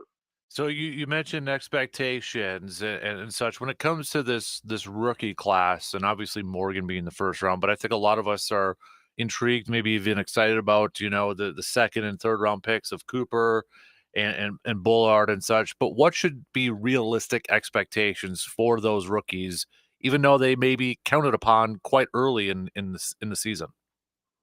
Yeah, you look at it, and then let's just take a look at the depth chart. And right now, you're seeing in the 1s and 2s, potentially. Now, I'm just saying potentially because obviously nothing's set in stone, and we haven't even seen these guys in training camp yet. But potentially, you're probably looking at 5, 6 guys that out of this draft class that are expected to be in the 1s and 2s, and Edger and Cooper, probably going to be starting at that linebacker position. Bullard probably going to be starting at the other safety position, and then you've got Williams and Oladapo, who were also drafted. You've got Marshawn Lloyd. You got Jacob Monk, who right now is the backup center. And so I think expectations are high for this draft class. And again, Goody has done really well over the last couple of drafts. And on paper, and you and I talked about it after the draft, that on paper this looked like a real solid draft. But again, nobody's ever won a Super Bowl. Nobody's ever won a game based on what they do on paper. And so, expectations are high for this rookie class. And I think realistically so. But when you break it down and look at a real depth chart of this Green Bay Packer team, if this team is going to be successful this year, some of these rookies are going to have to play and play well, period, end of discussion.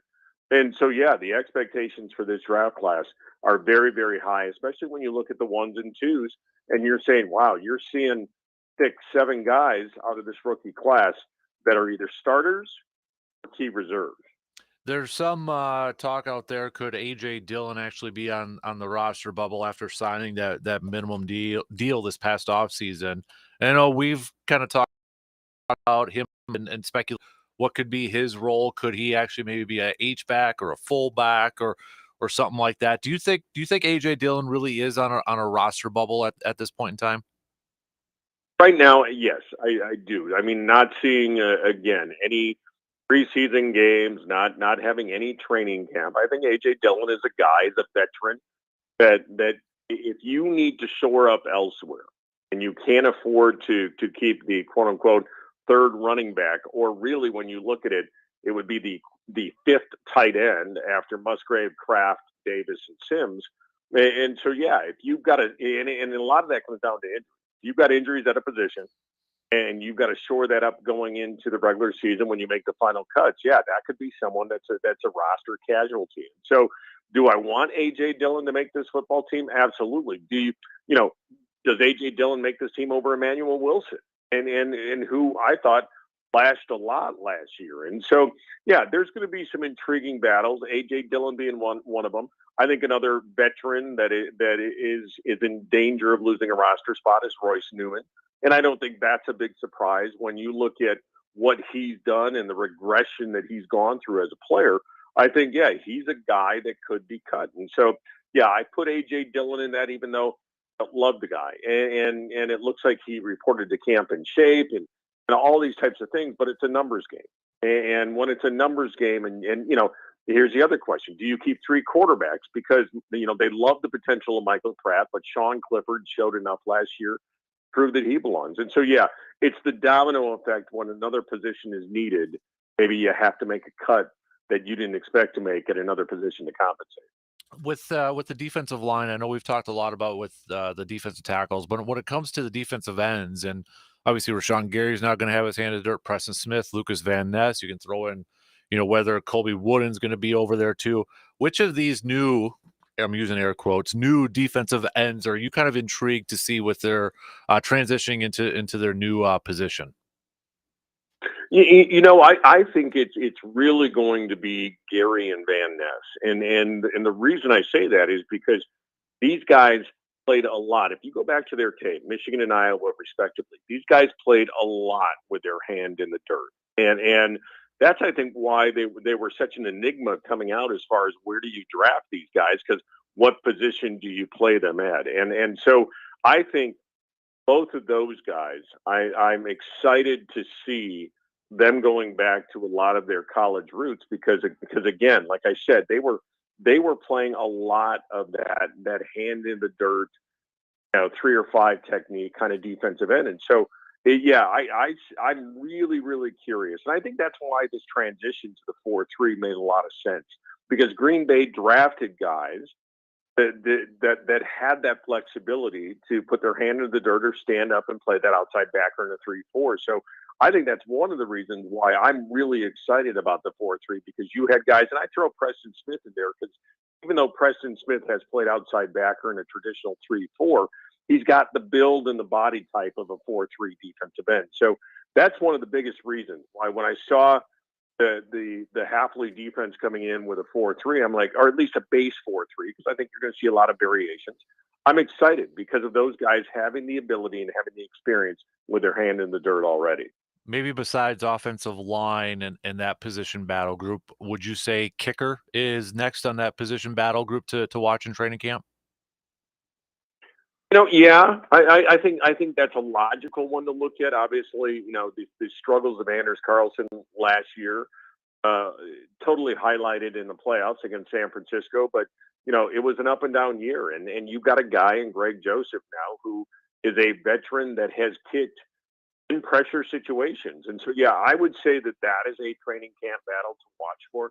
I think also the depth of receivers is going to be a real interesting battle because, you've got Watson, you got Dobbs, you got Reed, you got Wicks, you got Bo Melton, you got Malik Keith, and then you got guys like Grant DeBose and Samari Toure. So I think that's another training camp battle to look at and say, okay, how is this thing going to shake out? I think another one, and I mentioned it already, is going to be, do you keep 3 quarterbacks? And if you only keep 2, is it Pratt?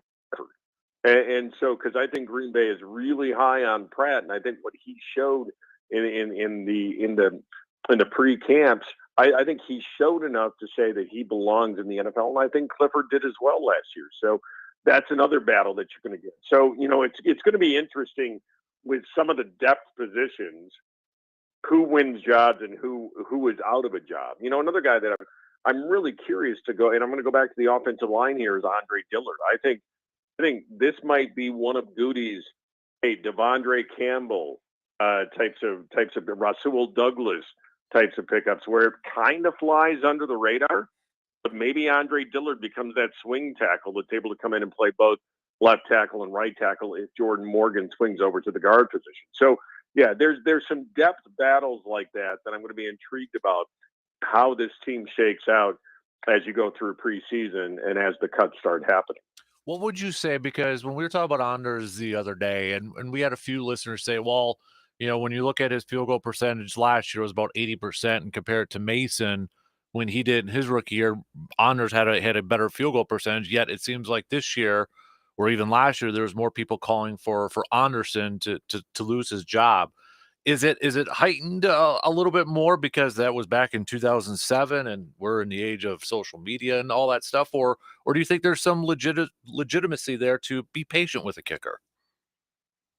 It's a great question and a great comparison when you look at other kickers who have struggled. And I mean, let's look at Anders Carlson's brother. I mean, he struggled early on as far as his career goes. So, I think the biggest part of the Packer fans' consternation about the kicking game is their last memory. Their last memory of Carlson is essentially missing a 41-yard field goal against San Francisco with about 3 minutes to go that would have made that game a touchdown difference. And that obviously was the difference in the ball game because San Francisco goes down, they're able to score, and Green Bay can't mount the comeback. And so I think the biggest consternation is it's the recency effect. What have you done for me lately? And I think that's where Packer fans are right now. Is it just this cost them a chance potentially to go on to the NFC Championship game? So I think that and then you look at that kick, and then I'm sure Packer fans forgot a lot about his misses.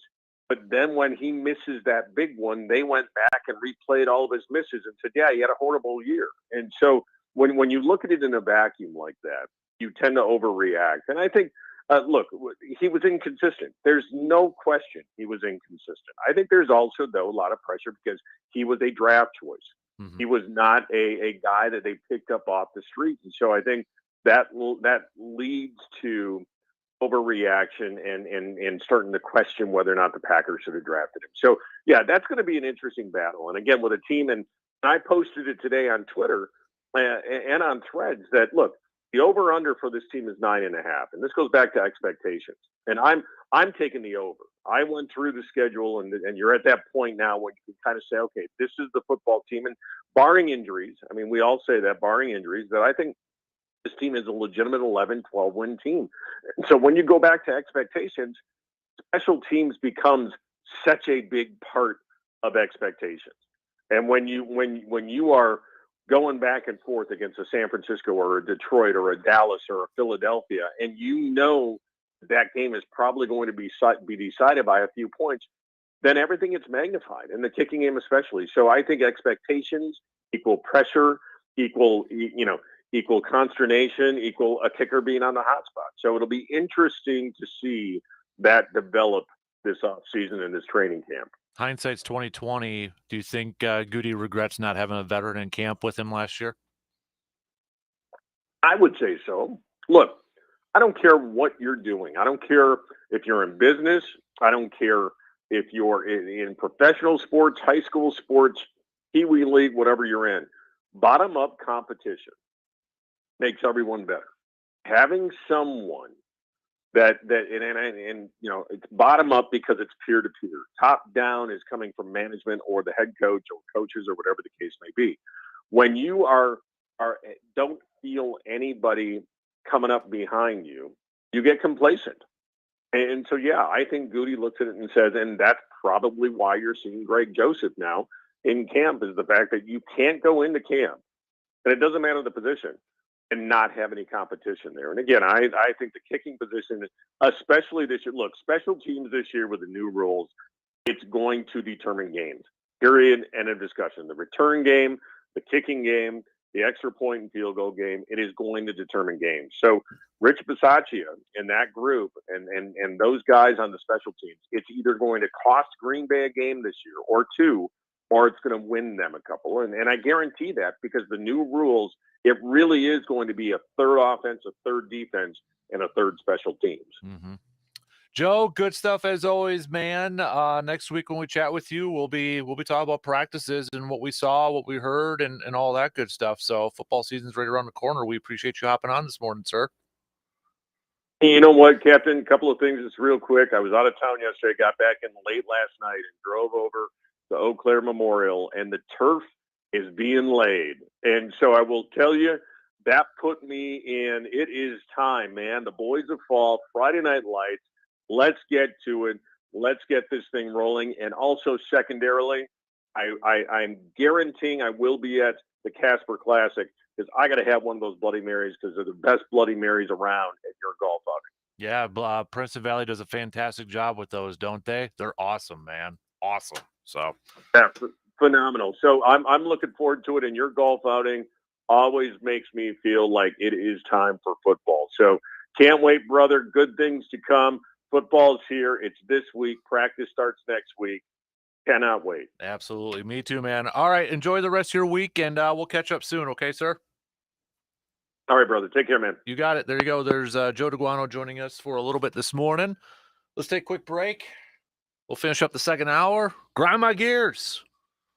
Something's grinding my gears. What's grinding your gears? Let us know. Hit us up with a text on that Shoe Doctor's bullpen line, all right? Quick break. We'll be back in just a few minutes.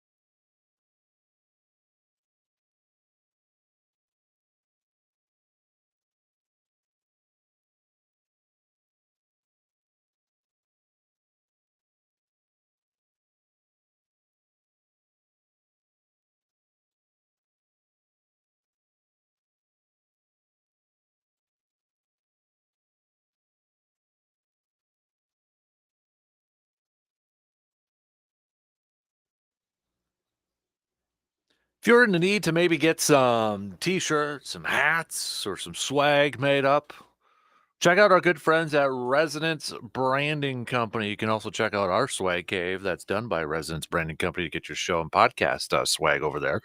But, good time maybe if you are a Little League team or a youth football team that you want to make up some shirts or some hoodies or some hats and have an online store and such, they can hook you up with that. Matt, Ben, Eric, Quinn, the entire team over there, they're so cool. They're so easy to work with and such. So great products, great turnaround time too. They're going to be doing some of our stuff that we're giving away at the Casper Classic. I've got some tees that they made for us over here too. That when we were out on the mobile man cave, we're going to be handing out some T-shirts and such. So they just do a lot of great work over there. The entire crew at Resonance Branding Company. You could check out their websites, get some contact info, reach out to them, and then maybe get some stuff made up, some swag made up by the entire crew over there. So coming up just past 8:00, we're going to do our Eau Claire Express chats. Pete Knutz is going to be joining us in studio to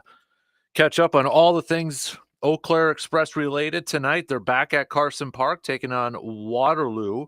Next week is the All-Star break for the Northwoods League. So taking a look at the schedule here, man, we've only got about a little less than a month of the regular season. Hey now, got to get to Carson Park and check out some of these games here. All right, got to get out there, check them out. A lot of offense. If you like offense with your baseball, well, the Eau Claire Express definitely provide that. So, but we will chat with Pete coming up here just past 8:00. It is time for a little ASAP Used Auto Parts Grind My Gears Tuesday. Thanks to those of you who have sent in your whatever's grinding your gears here. But mine, I am going to go with the whole, a lot of people talking outside the studio, so I'm getting a little distracted here. The whole Davante Adams, Jets talk sort of stuff that's going on out there. So it's annoying. It's annoying. Will it happen? I know Boomer Esiason thought, he said on his radio show the other day, I think it was maybe yesterday or such. I heard it that Maggie and Perloff played it on their show before we hopped on, and essentially he thinks it's going to get done in August. What he's hearing, quote unquote, what he's hearing that Davante is going to go with the Jets when in August, at some point in August. And maybe it does. I mean, I have my doubts on that whole thing, but when are teams going to learn that it's not just an accumulation of talent that is going to buy? You can't buy a ring. All right? You can't buy a ring. It doesn't work like that. Now, you could say, well, the Rams did it a few years ago. Rams, yeah, they made a lot of moves, right? They brought in Von Miller. They brought in Odell Beckham Jr. to kind of put all their chips in the table and go for it, and they ended up getting that ring. But how many other teams have we seen where they've tried to buy a ring? The Eagles, Vince Young deemed them the dream team or whatever the heck they were. You had all these other Cowboys seem like they do it all the time. It's another example of a team catering to their general manager, Aaron Rodgers. Now, I love Aaron Rodgers as a player for what all he did for the Packers and all that. But we ain't talking about Davante Adams to the Jets if it's not Aaron Rodgers and his golf outing, the whatever one was, the Tahoe one this past weekend, I think, saying, can't wait to play with Davante Adams again. And then it's all speculation, like, ooh, something's brewing, something's going to happen. He's going to go to the Jets and all blah, blah, blah, blah sort of stuff. How much more can the Jets do to try to cater to this guy if they legitimately are looking at this? I was looking at Spot Tracker. It's got contracts and all that sort of stuff out there that gives you obviously salary cap hits, and you can work with the roster a little bit. It allows you to kind of adjust contracts and such. The one thing I wish it would do is like trade it with another player from another team. Maybe it does, and I just didn't find that feature yet. But I was looking, I'm like, okay, can the Jets actually afford this? Can they afford this? They've got about $6 million available in cap space. The dude that's got the 5th highest cap hit is Alan Lazard. So, I mean, they could move on from him, but if you straight up release Alan Lazard, you're incurring a $12.184 million dead cap hit. Now you can convert it. Get a couple different conversions, whereas cap hit actually would go down $7 million. If somehow they were able to trade him, you could have a dead cap hit of 2.184. So, yes, there are ways that you can probably acquire Devontae Adams. It'd have to be a trade. It'd have to be a boatload of first-round picks, and then you can pair them up, with Garrett Wilson. They brought in Mike Williams from the Chargers and such.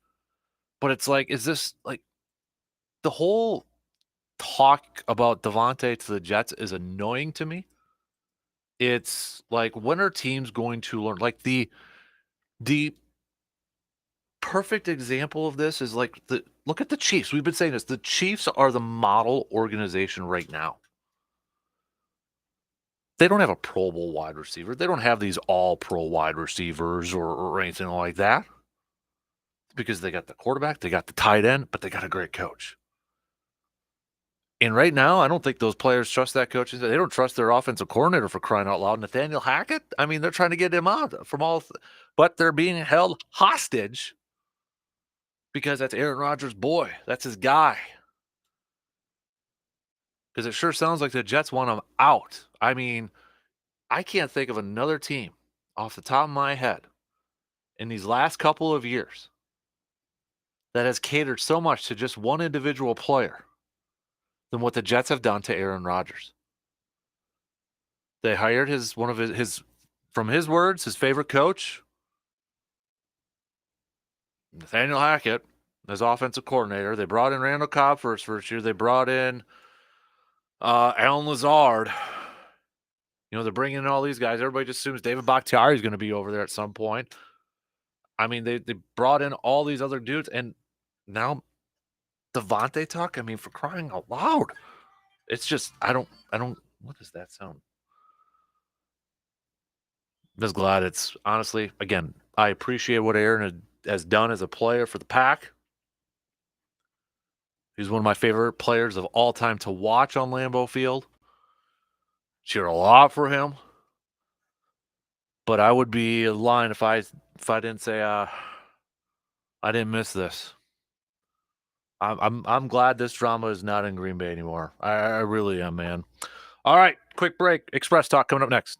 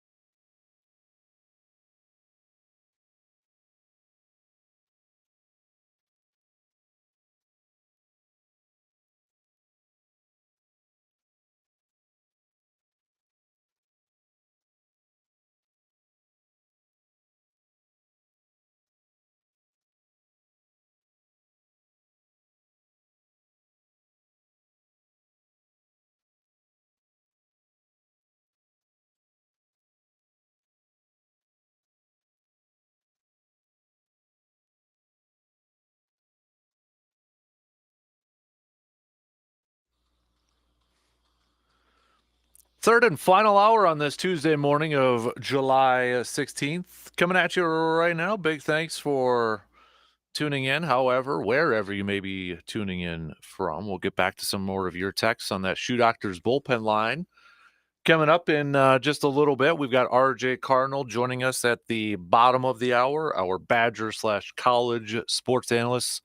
I don't know if he's been gaming out on the new NCAA 25 game or not, like a lot of people have yesterday with that drop. I know our good friend, Mr. Brandon Berg, has probably been spending a lot of time on there with that. So, but we got plenty of Badger stuff to catch up on with Mr. RJ from the Zone in Madison.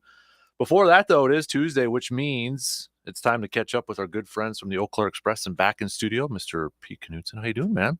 Well, I'm doing well. I don't know. We picked the days we're coming in before the season starts, and obviously I wasn't looking at the release date for college football because it was a hard alarm this morning because I might have been up a little late. Were you one of those that played that? Yeah. Oh boy! So how was it? Who knew that my Jayhawks would be ranked 21 coming into the year that they're back in, right? So it was actually, I'm like, when they bring the new game out, I can rebuild the Kansas program, and it's already kind of been built. So thank you, Coach Lance over there, right? Appreciate Lance Leipold for that. But it's just, man, it was bringing me back to the old days, 2014 or like whatever the last time. Yeah, pre-kids, almost pre-married, right? Like that's which is probably a bad place to go. That's probably not a place that I need to go. So yeah, but we're here. I'm excited. I'm sort of awake. So that works. Well, we appreciate it, man. Hey, you got an all-star break coming next week where you got some extra time maybe to log in that too, right? Perfect. So. That'll be perfect for me. Perfect for me. Well, your guys are back at home tonight after spending the last few days on the road. Yeah. 5 games total. I know there's a doubleheader mixed in there too, and coming off of a win last night too. So hoping to bring that mojo back. Yeah, successful road trip. They had 2 in Duluth, and then 3 basically had a makeup game, a doubleheader yesterday, 2 days ago with Waterloo. And so 3-2 and good. The game actually in Duluth on Friday night. Express were down 9-2 going into the 8th, I believe it was. Scored 8 runs, 2 in the 8th and 6 in the 9th to come back and win. And I was chatting with Noah, our radio guy, and he said that on the bus, he said Dale and Vic said that's probably one of the best comeback wins they've ever been a part of. So, and that tells you a lot for how long they've been around. Yeah. I think just kind of, Duluth had kind of had our number a little bit the few games before that. So for them to come back and win the way they did is pretty good. And yesterday was one of those like, where finally we had kind of a complete pitching performance, right? Evan Esch pitched really well. I had a bad first inning, but settled in, had a quality start, 6 innings, and the bullpen locked it down. So, the pieces are all in there. Whether we've all clicked it together yet, no, probably not quite yet. But the signs are there. It's got to click probably now if it's ever going to click. So, but if you anytime in this league, if you can go on like a win 8 out of 10 or win 9 out of 11, something like that, right? That usually puts you in position to have a shot at winning your half. And I think that would do it, right? So if they can go on a run here, kind of going into the All-Star break, and maybe you're coming out of the All-Star break as well, make it interesting in the second half. I don't think any of the teams at the top are can't be caught. So I think they've definitely got a chance, especially with the offense that the Express has, right? I mean, you kind of just talked about with that come from behind one, but it's like sometimes they're football scores. Right. It seems like for as much runs as they're putting up out there. Yeah, I know. 43 home runs, I think, is what we have right now. Is that? I had it before I came in, but the record that the Express have is somewhere in the high 40s. So we're kind of approaching that, which is pretty solid. It's about a home run a game right now is what they're averaging, and 335 runs. I don't know if we'll hit the run mark for most runs in a season, but we're probably going to get pretty close to that as well. So offensively, this is probably one of the better Express teams maybe that we've ever had. Yeah. And what's weird is that, we might set a record for runs and for home runs, but we're only like, I think 7th, 8th in the league in runs scored and 5th in the league in home runs because everybody just seems to be hitting the cover off the ball. There's a kid in Wilmer, Andrew Soika, who I have no idea how he didn't get drafted in the first 10 rounds. Like his stats. I mean, there's everybody's stats in the Northwoods League, and then there's him, which is on a whole nother level. Wow. He's got leading the league in home runs by a ton. He's leading the league in extra base hits. It's crazy. So if he doesn't go today, I'll be shocked and think that there's something wrong with MLB front offices for not picking him up. But yeah, offense has been crazy this season for sure. So today, maybe a day 2 to maybe see some Northwood or some Express players, for maybe some alums potentially get drafted for these rounds. Yeah, I think so. If you follow the Northwoods League Twitter account, they've been doing a really good job tweeting out all the guys who were picked. Charlie Condon, who went 3rd overall, was the St. Cloud Rock. I think that's the singular of rocks. And so he was St. Cloud Rock. And I think the guy who went, I want to say 7th overall, I'm forgetting his name now, was Madison Mallard as well. So there was, and what was there? I think it was a record for the most college guys picked first before a high school kid ever, or in the modern era of draft. So, so there's been a bunch of guys, and we're just kind of waiting for which Express guys are going to get up there, and I have a pretty good feeling today there'll be a couple. So we'll make sure you're following along on the Express Twitter account. For that. And it'll be there. Like I say, Northwoods League's been doing a great job. They've been busy because they've been on to tweet out a lot of guys. I think that it seems, I don't know if NIL has had something to do with this, but it seems like there's been more college guys than high school guys in the past. I'm sure they have the numbers on it that are being drafted this year. So that's kind of cool, right? To see that there's more college guys, which means that you come to an Express game, you have more chance of seeing, I think, guys who might end up making a run in professional baseball. Exactly. Yeah. I mean, look at, I don't know if we'll have the next Paul Skeens coming up anytime soon. Might not be that, but but that's a college dude, right. I mean, is just making, and now is starting the All-Star game, right? Like that's just nuts. It's crazy. I mean, that's not supposed to happen. Right. Right. I mean, he's still, when he's still throwing 100 in the 6th or 7th inning, right? I mean, I get to like the 14th hole of 18 holes. And my swing starts getting tired. I'm glad you use the golf comparison and not like, No, I'm not going to use anything actually athletic, Dan. Come on. I didn't know if you were going to go with like the radar machine over at the Express games. No, I'm not going to hurt my body in that way. It's funny that you bring that up. That I was looking at it the other day. I was looking back at some old highlights, and I was remembering back to when we won on a walk-off out in Waterloo in the first game of playoff in 2019.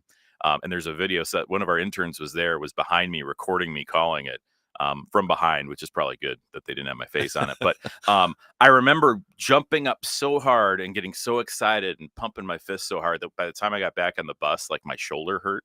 It was that bad. So it's nothing athletic for me. Hey, don't sell yourself short, man. Tremendous lunch. Thank you. I appreciate that. So yes, back at Carson Park tonight against Waterloo. It's also our sister station 98.1. Murph and Luke over there. Greatest hits night coming at you, and then tomorrow is Wizardy night. Yeah, it's doing a Harry Potter theme. Is that what they're going for? Yeah. So that'll be a good one out there too, and then coming up on the 25th, Christmas in July. So exciting. Yeah. I think it was a couple years ago they did the like Christmassy shirt, Eau Claire Express shirt with the thing. So I see some people wearing that one. That's a pretty solid, absolutely solid piece of apparel. Definitely. All-Star break coming up next week too, and the Express does have a rep going over there too. So. Yeah, Briggs Richards, who's again a great story, kid from Menominee and playing at St. Thomas, and boy, he had absolute great start to the season. I think probably Brady Reynolds, who's our Stanford kid outfielder, if he got in here maybe like 2 weeks earlier and had the same production that he's had, he probably makes the All-Star team too. So he just kind of got here a little late for that. But yeah, Briggs is in there, which is great. And I don't think they've announced the home run challenge yet for who the participants are. But in the recent years past, they've done like 9 guys per division. So my guess is because he has 7 home runs, he'll probably be in that. So that should be great. And you can watch all that stuff on the Northwoods League website. I believe that Mr. Paul Allen is the that's right. I did see that. Yeah, is going to be. I don't know if he's broadcasting it or if he's like the PA guy in the stadium. Doing like his Chris Berman thing, but he's going to be announcing the home run challenge on Monday. So that should be kind of cool. I'm sure he'll bust out his best horse racing. I was going to say the Canterbury one. His Canterbury voice and have some fun with that. So that should be pretty cool. But that's pretty cool for the guys too to have somebody like Paul Allen kind of announcing that too. Yeah, so that's always been the case. Like usually there's a good like dignitary or somebody that they'll bring out. I remember I went to the All-Star game in 2014 down in Mequon, and who was it? It was Robin Yount and Tim Gantner. who were the two like guest managers basically for each team. Yep. I remember Jim doing. Wasn't he with Wasser or something like that for a little bit? Yeah, too? it might have been that. Like Yeah, that, I can't remember exactly, but they had Bud Selig come out and speak like at the dinner the geez. night before and stuff. So, and I know when we had the All-Star game here before, I think it was Harmon Killebrew who came out, one of them, to speak as well. So, usually they try to the team that's hosting tries to kind of Go all out for that. gussy it up a little bit, Yep. and so I think Paul Allen coming out will be kind of a fun part of that. So, Absolutely. yeah. So that'll be good to watch that next week on ESPN Plus or 2, or I don't know if streaming. yeah, I think the challenge is just on NWL Plus, which is the Okay. free thing you can go sign up for. But yeah, I think the game is either on ESPNU or ESPN Plus. I haven't seen what the release has been on that, but yeah, you'll be able to catch it on any of those. We got a text shout out to you. Pete is the best play-by-play in the league. Oh man, Signed, Craig My- Tosin. Oh, gotcha. I didn't know thought if my I was one listening fan in, was so. listening. So yeah, that's appreciate Craig. Yeah, no, I would co-sign with that. yeah. Though, so there you go. So we have some fun. We have Yes. some fun. That's for sure. I got it. So you kind of talked a little bit about it earlier. Obviously with the offense, is that a trend through with a lot of these teams in the Northwoods League? Yeah. And do you think with pitching, like a lot of teams are kind of going through issues? Maybe it's like the pitch counts. You mentioned NIL sort of thing. I mean, it's a different game these last couple of years, isn't it? Yeah, I think when Dale was here last week, the week before, he was talking to you. We got TrackMan at every place now, so I think a lot of pitchers they're looking for velocity, they're looking for spin rate, they want to see how far a breaking ball breaks, right? It's number of inches, whatever. Yep. And that's the stuff that's probably going to get them, some good looks from some D1 scouts and that kind of thing. So, I think that versus not learning how to pitch, right? Not Greg Maddux is your classic example of a guy who's not going to have any of that stuff, but he's just going to get outs on you, right? Yep. So I think that's what Dale and what Vic try to do is say, hey, that's great, and if you want to go out there and throw hard for an inning, whatever, but like let's try the pitching thing, right? For that. So I think that is a trend. I mean, if you look back at 2010 when the Express won the league, I think the team ERA or the league-wide ERA was like 4.1, something like that. League-wide ERA this season is like 5.7. So it kind of tells you that pitching overall has kind of gone down, and there's a lot of reasons for that. The TrackMan for sure, but I think a lot of teams, their coaches, know to shut guys down earlier than they probably used to, right? I mean, we look at load management like in the NBA and stuff. Like, I mean, there's a lot of science on how many minutes, how many games somebody should play, and when you should shut them down and when you shouldn't play. So that science has gotten a lot better, which I think means that some of the maybe better pitchers get shut down earlier than maybe they used to, especially in it for summer college ball. Right. It's probably not going away, right? I mean, it's something to adjust to going forward. Yeah. So. I mean, you think of all the advancements in athletic training and all the advancements in advanced statistics, like all that stuff's going to factor into how many innings a guy can throw. And, the more the more you're going to say, why would I, burn a guy more if I can throw him 50 innings next year for my college team, because these guys are on loan from those teams for us. So right. So it's all there's a lot of things, right? I don't think it's just one thing, but there's a lot of things that factor into that happening. So you mentioned the standings a little bit earlier in the Great Plains East. The Express just 4 back from first place, but like you mentioned, I mean, you go on a little bit of a run here. Yeah, you're back into that thing. You got Rochester that's up there 9-3, Thunder Bay 9-5, and then Duluth, who's 7-6. And an example, I mean, lacrosse, they won the first half, right? And then they're terrible, the bottom, right? So it's like, and they were like that last year though too. Yeah. And then second half they were the reverse. Yeah. And we didn't have a great second. I mean, we won the first half last year, but then we had kind of a 500, kind of second half. So that's it's not. It was not surprising to see lacrosse drop off like it is. And part of it is too, you can, when you win the first half, you can set up your rotation so that playoff game number 1, I know exactly who my starter is going to be, right? So you start setting up your rotation. Oh, guy can't start. We'll do a bullpen day. We'll do a Johnny Allstaff day and be good. So so that might be some of it for them, kind of then let off the gas pedal, which is understandable. But all those teams ahead of us, Duluth, Rochester, Thunder Bay, all are beatable. All are teams that we play a number of times here down the stretch, and all are teams that I could easily see have a bad week or two. So wouldn't be surprised if something around 500, maybe a few games over. wins the second half here in the East. So. You're right, because I'm looking at the schedule here too. Obviously, you got Waterloo here, but the three teams we mentioned above, you got Rochester coming up at the back end of this week. You got Duluth coming up this weekend, and then you come back against Thunder Bay. Yeah. And then you go into August, Duluth and Thunder Bay.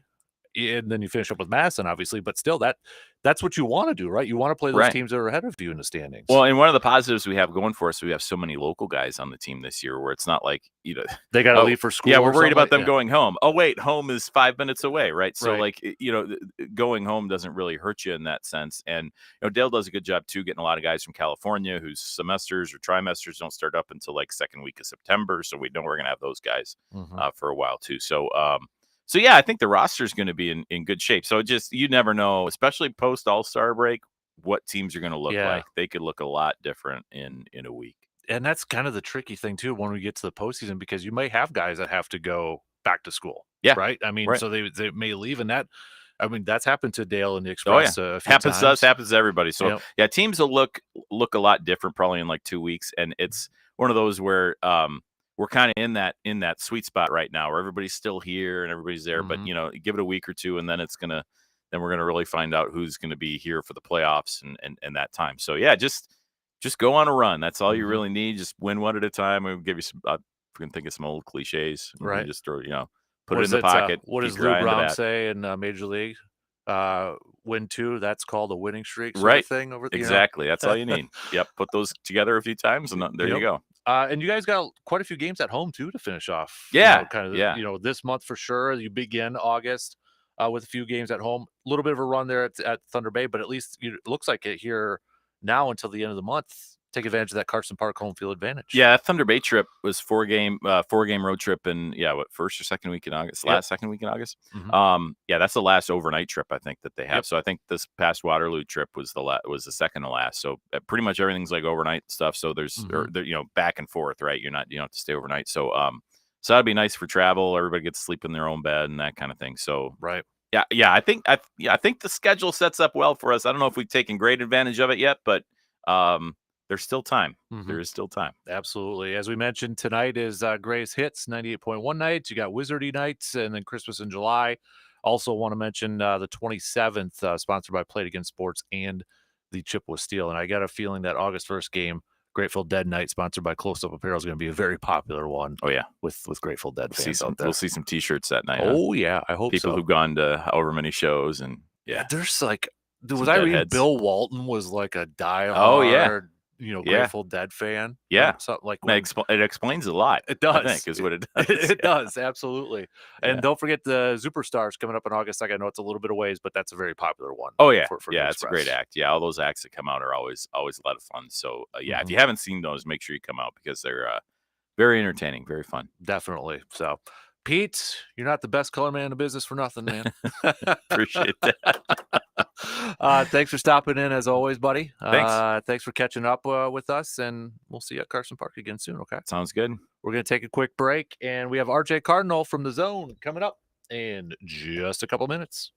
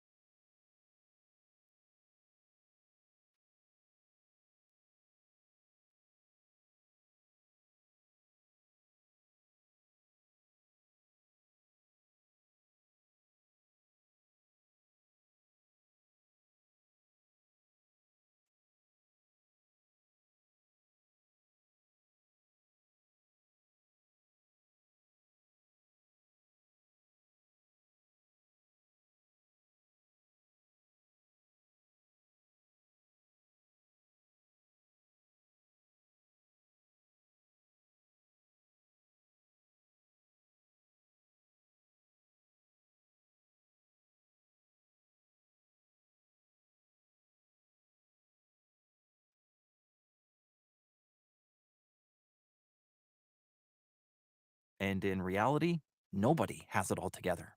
Online therapy can help you focus on what you want instead of what others have, like that career goal you set your sights on, or that relationship you want to grow, or that daily habit you want to get into. Because your best life is always better than the idea of someone else's. BetterHelp makes therapy more accessible and less overwhelming with affordable online sessions that you can do anytime, anywhere. That's why over 4 million people have used it for mental health support. So stop comparing and start living with BetterHelp. Visit betterhelp.com/right choice today to get 10% off your first month. That's BetterHelp, HELP.com/right choice. What's on Tap, brought to you by Miller Lite, the original light beer. Rooting for the Brew Crew, because we're from Milwaukee too. Tastes like Miller time. Honor Black History in baseball at Brewers Negro League's tribute game on August 18th, presented by Aurora Healthcare. Celebrate with a community night ticket, and you'll get a Milwaukee Bears hat. Get yours at brewers.com/community nights. Milwaukee Brewers baseball and Miller Lite. There aren't many people as sports smart as he is, so he tries to use tiny words so people like me can easily follow along. That doesn't make sense. The Dan Kasper Show.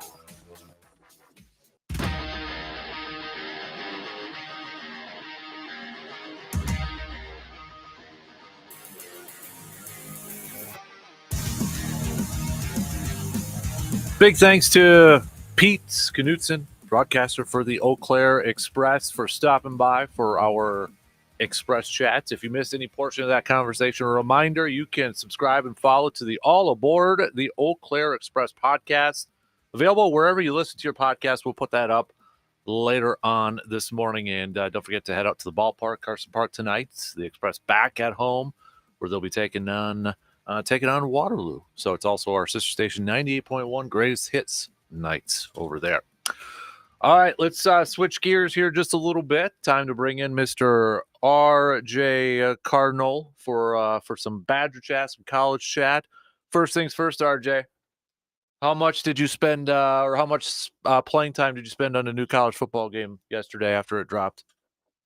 Well, since I don't have a PS5, 0. Zero?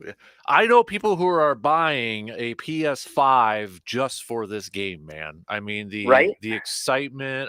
Brandon, our buddy Brandon Berg, is one of those guys. So, I mean, I just saw a bunch of people posting pictures and videos and all. Were you a big college football gamer back when in our younger days? Were you into it? Oh, absolutely. Yeah. That was back when you didn't have the online format, but you picked one of your buddies' PlayStations and you went and did a league, like a group dynasty for the summer. So yeah, we had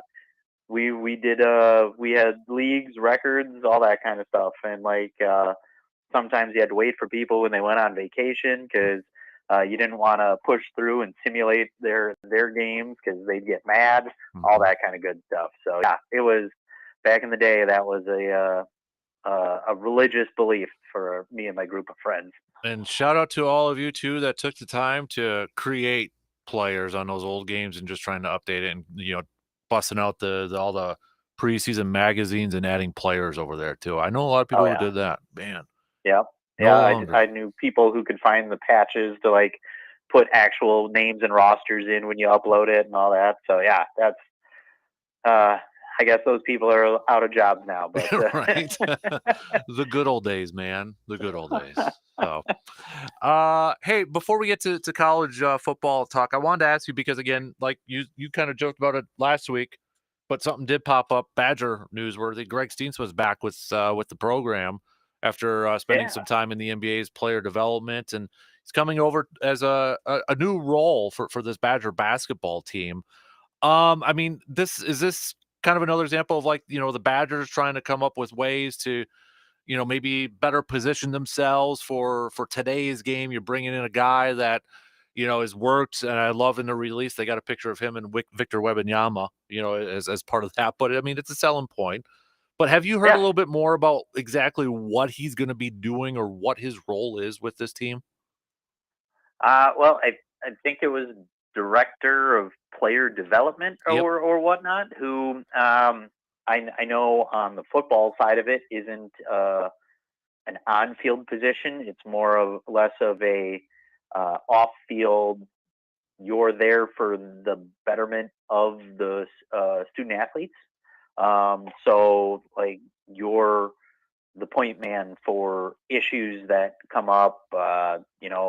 If guys are feeling homesick, if they have questions, especially like moving forward in terms of pro careers, things like that. You're the one who kind of coordinates all that and really deals with the off the field stuff that doesn't have to be a coaching issue. There are issues that the head coach or an assistant will need to be involved in, but director of player development usually is the off the court stuff that really isn't on the flag meter, if you will, like isn't flagged for the it sounds bad to say bothering the head coach with. Gotcha. So it's maybe not even really like basketball or on court stuff. It sounds like. Yeah, well, and that's going off of rules of when I was there, and Okay. so like that's all changed now. So even people who don't have a coaching moniker can do some coaching. Probably, it seems like, because it seems everybody's a coach nowadays. So yeah, not too sure the current role of it, but yeah, I haven't seen much of a description, so I kind of have to go with what our director of player development was while I was with the football team. Interesting. So yeah, definitely something I think maybe we'll have to watch and kind of see as the season approaches. And who knows, with all the changes in college sports, it can be completely different too. So yeah. Right. All right. So we're getting close to camp for the Badgers, as we talked a little bit about last week here, but they'll be over at Platteville and such, RJ. So, I mean, is this the time of year? Are guys around campus yet? Or are they still kind of putting in their last, spending time away from the team and such before they really have to kind of focus and such? What's kind of the calendar usually around this time of year? Well, they have these 2 weeks off. So a lot of it is go back home, don't be stupid, and we'll see you on July 29th. So it'll be interesting to see what it all entails going back to UW Platteville. I know last year we talked about it, how it was an awesome thing to do, and maybe they'd move it around to other facilities across the WEAC, but I think they signed like a 3-year contract extension or something like that. I thought I saw. So they're at Platteville for the short future here. Yeah, really, it's go see family for these 2 weeks, because come the 29th, your life becomes football and school. So really dead period in terms of actual stuff going on, and then you report to camp. Interesting. Hey, I kind of related to both football and basketball. I was reading this on Yahoo Sports here earlier this morning, actually, and it was about Badger basketball. And Greg Gard apparently has some top recruits lined up for an on-campus visit when the Badgers host Alabama for football. And I guess my question is, from your experience and such, I mean, we see recruits going to check out different sports and such. How much do you think that is a selling thing for those commits? For a basketball player to come over on the weekend when Alabama plays for Wisconsin. How much do you think that actually factors in a player's decision? It definitely becomes a thing where you can show, and it's happening a lot more when you see the sidelines of games. It used to be just the football recruits down there. Now you see wrestling, volleyball, basketball, softball, like run the gamut of sports, and they all bring their recruits to football games. And it really just shows, and on the highest level, usually the passion of the fan base here, where you get to put as many Badger fans as you can in any facility on campus. In terms of Camp Randall sitting just short of 75,000, and let the recruits of any sport take that in, and they get to sit in the stands for the game, all that kind of stuff, and really take in the atmosphere of a Wisconsin football game. And now the coaches can point out, hey, look how passionate this fan base is. That appeals to some people, and it can turn into a real thing for a kid to get it a little too involved in it, where it becomes them. They get involved in it and see themselves cheering with the crowd and all that. So it can turn into a very positive thing. Now, if you go there and it ends up being a blowout, I mean, you can see the bad side of some fans there. But really, it's there to impress, because while you're taking them on their facilities and campus tour and all that, they get to go through Camp Randall and have their own special pregame tailgate area where they get schmoozed by coaches and staff there, and then get to go on the field pregame and sit in pretty decent seats for Wisconsin football game. Yeah. Hey, next week is Big Ten. It's the media days at Lucas Oil in Indy over there. So I think I saw. Yeah, here it is. Badgers are actually going to be up next Tuesday. But I'm going to ask you this question now. If you were at football media days, and I know Zach's probably going, so if you got if you wanted to say, hey Zach, ask a question for me. If you could ask a question to Luke Fickell, what would that question be at Big Ten media days? It would pretty much be, what are we implementing new in year 2, or what changes are we going to see in year 2 that are installations into your system, your ideology, that we will see improvement over last year. Because I think last year, their whole thing was win the fourth quarter, and I think we still saw some games where they didn't win the fourth quarter. That was that big mantra there. Haven't heard it as much this off season, but it's still one of those. What can we expect to see moving forward in year 2 that maybe didn't come through in year 1? And I mean, I would hope that's a question on everybody's mind that can ask questions at Big Ten Media Days. So nothing off the wall or anything like that, but really just straight to it. Yeah. Is there anything to, I mean, do they just send the, would you say, captains and such? Because I'm looking at the roster for Wisconsin over there. I mean, no big surprises, I don't think, for the guys they got there. They got Cheney, Nelson, and Hunter Wohler. So is it usually just kind of player captains they send over there? Sometimes, or sometimes it's the guy that the athletic communications feels isn't going to give a bad soundbite. Yeah. Right. So for the most part, it's captains. They're chosen for a reason. But yeah, sometimes it's a guy who maybe has been with the program long enough, not a star, but a starter, and can speak well in front of a microphone and not make any faux pas or slip ups anywhere to give somebody a soundbite. Before I let you go, RJ, because I mean, with us getting closer to the start of college football and such, I mean, every outlet has new blog posts or new rankings or whatever. What is it about maybe this particular time of year when we get so close to practice starting and start to the games that actually kind of annoys you a little bit? Is it just oh, let's rank, this sort of thing or whatever? Is there anything that this time of year where you're just all right, that's enough, now you're pushing and you're just trying to find content, sort of? It's really, those lists, or trying to speculate the depth chart. Mm-hmm.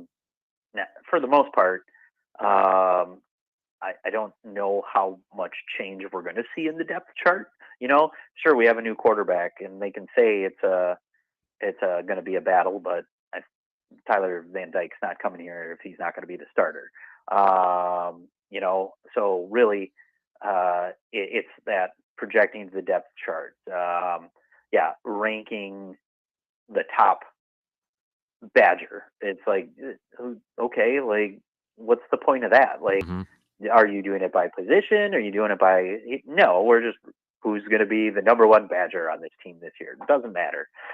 Yeah. But yeah, mostly right now, especially in the dead of summer, you're getting the content fillers because a lot of people put their here's how we see the season playing out way too early, where you could have done that now and picked your where do we think they're going to finish and all that kind of stuff. Where, I mean, sure, that's still filler, but it's better filler than you scraping the bottom of the barrel now and just being like, here's where we see the top 10 Badgers for this team this year. I mean, most people could probably reel those off if you follow Wisconsin religiously, because a lot of them came back. Yeah. So it's the lists because most of them are just pointless, especially when, like I said, if you followed them at all last year and the guys that are coming back, you have 5 already probably on top of your head that you'll be like, it's these guys and it's not even close, and then just fill in the next 5. Right. So yeah, that's the one that kind of gets me. And then the preseason top 25s, but we've gone over that before. What? Hey, before I let you go, how was was Paul Skeens as dominant as he looked on TV last week when you were at that game? A lie. Yeah. And like you hear the pop hit of the ball hitting the glove, and it's just he's already done it twice where he's gone 6 or more with no hits and gotten pulled, and like I kind of understand that.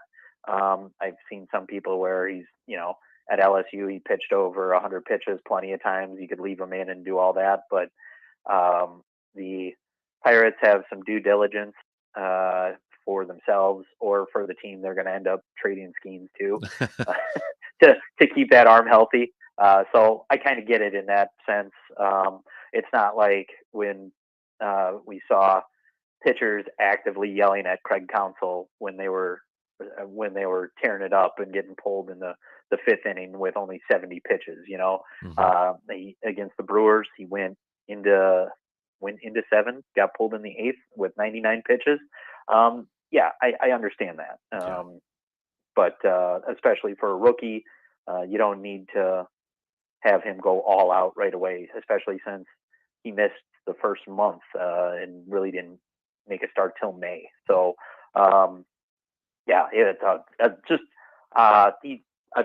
he's one of those. I'm going to be glad to say when his career is said and done, I think that I can say saw him pitch in person, and it's not nothing like that blew you away, but you're just watching it in awe and just being like, this dude's good. Yeah, no kidding. So, all right, dude. Hey, appreciate it as always, man. Enjoy the rest of the week. Save up some money for some PS5, and so you can watch or you can play this video game, and let me know how it goes, and we'll get an update from you later. Okay, bud?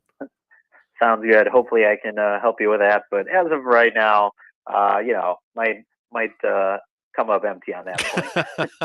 All right, bud. Hey, we'll catch up with you soon. Okay, sir? Sounds You got it. There you go. There's RJ Cardinal joining us for a little bit this morning. We got to take a quick break. Picks and predicts coming up. We'll pick the All-Star Game, National League or American League. Plus, we'll put up another matchup in our bracket challenge, going back to the Brewers region.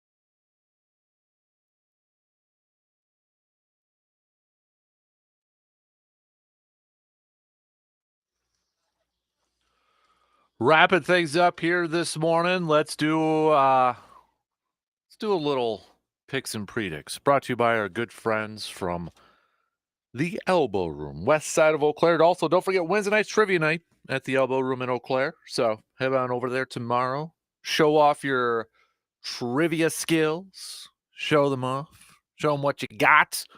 And enjoy a nice beverage while you're at it there, too. So if you're looking for somewhere maybe to catch the game tonight, you can head on over to the Elbow Room. We got the MLB All-Star Game. American League versus the National League. Paul Skeens is on the mound for the National League. You got Corbin Burns, who's on the mound for the American League here. I am gonna go my pick for this one. Hudson's pick too. We're both going with the American League for this one. He won't say it on the air, but we're both going with the American League to win the game tonight. So that game, 7 p.m. first pitch. 7 p.m. First pitch for 7 p.m. first pitch. It's right here, Hudson. 7 p.m. first pitch. So, all right. Then we got some games. Regular season is back in action on July 19th.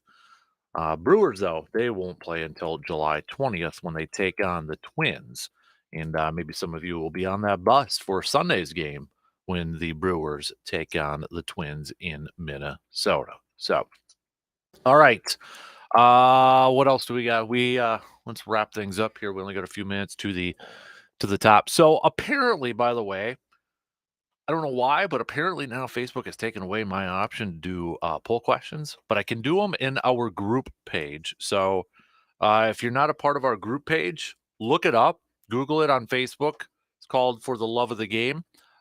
Big thanks to everybody who's already on there. But go join that. We'll put up a poll there because we could do polls in there, but for whatever reason it took the option away from me on the page there. So I'll put up the next Brewer one in there, but that's going to be Dan Plesac versus Ben Sheets. Right now, Lynn Dickey is off to a very comfortable lead over Tim Harris for the next Packers matchup there to move on to the Sweet 16. So we'll put that up in the group page. Give it a little bit in case anybody actually wants to join the Facebook group page there, and then we'll post up there, and we'll continue to do it still on Twitter and such. But talked a lot about the Brewers this morning. I know it's All-Star break and such, but had a little fun talking about, maybe who are the 5 most important Brewers people. Doesn't have to be players, but most important Brewers people to make sure that they finish this thing off in first place, that they have a strong final 2 months, 2.5 months, a little less than 2.5 months, that they finish this thing off in first place, that they get back to the postseason, but they also win some games in the postseason too. Maybe win a series, maybe win a couple series, heck, maybe even go to the World Series. Who are the 5 most important peeps out there? So we chat a little bit about that in the first hour. Also, we continued our Packers training camp Packers training camp storyline countdown. We talked a little bit about Josh Jacobs. Packers kind of, it's a brand new running back room outside of AJ Dillon, but Packers with Jacobs, and they drafted, Marshawn Lloyd in the draft out of USC, and then AJ Dillon. Could we see maybe a little bit of a different role with him?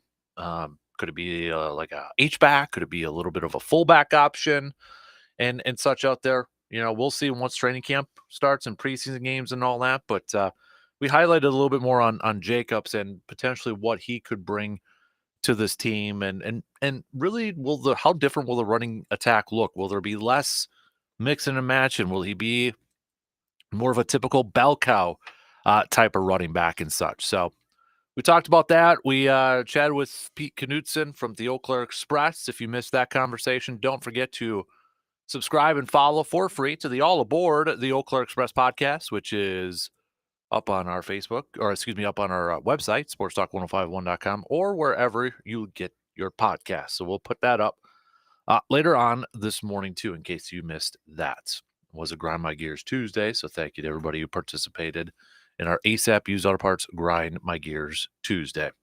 Tomorrow we'll continue with our Packers storyline, training camp storyline series. Got just a couple more here before Monday.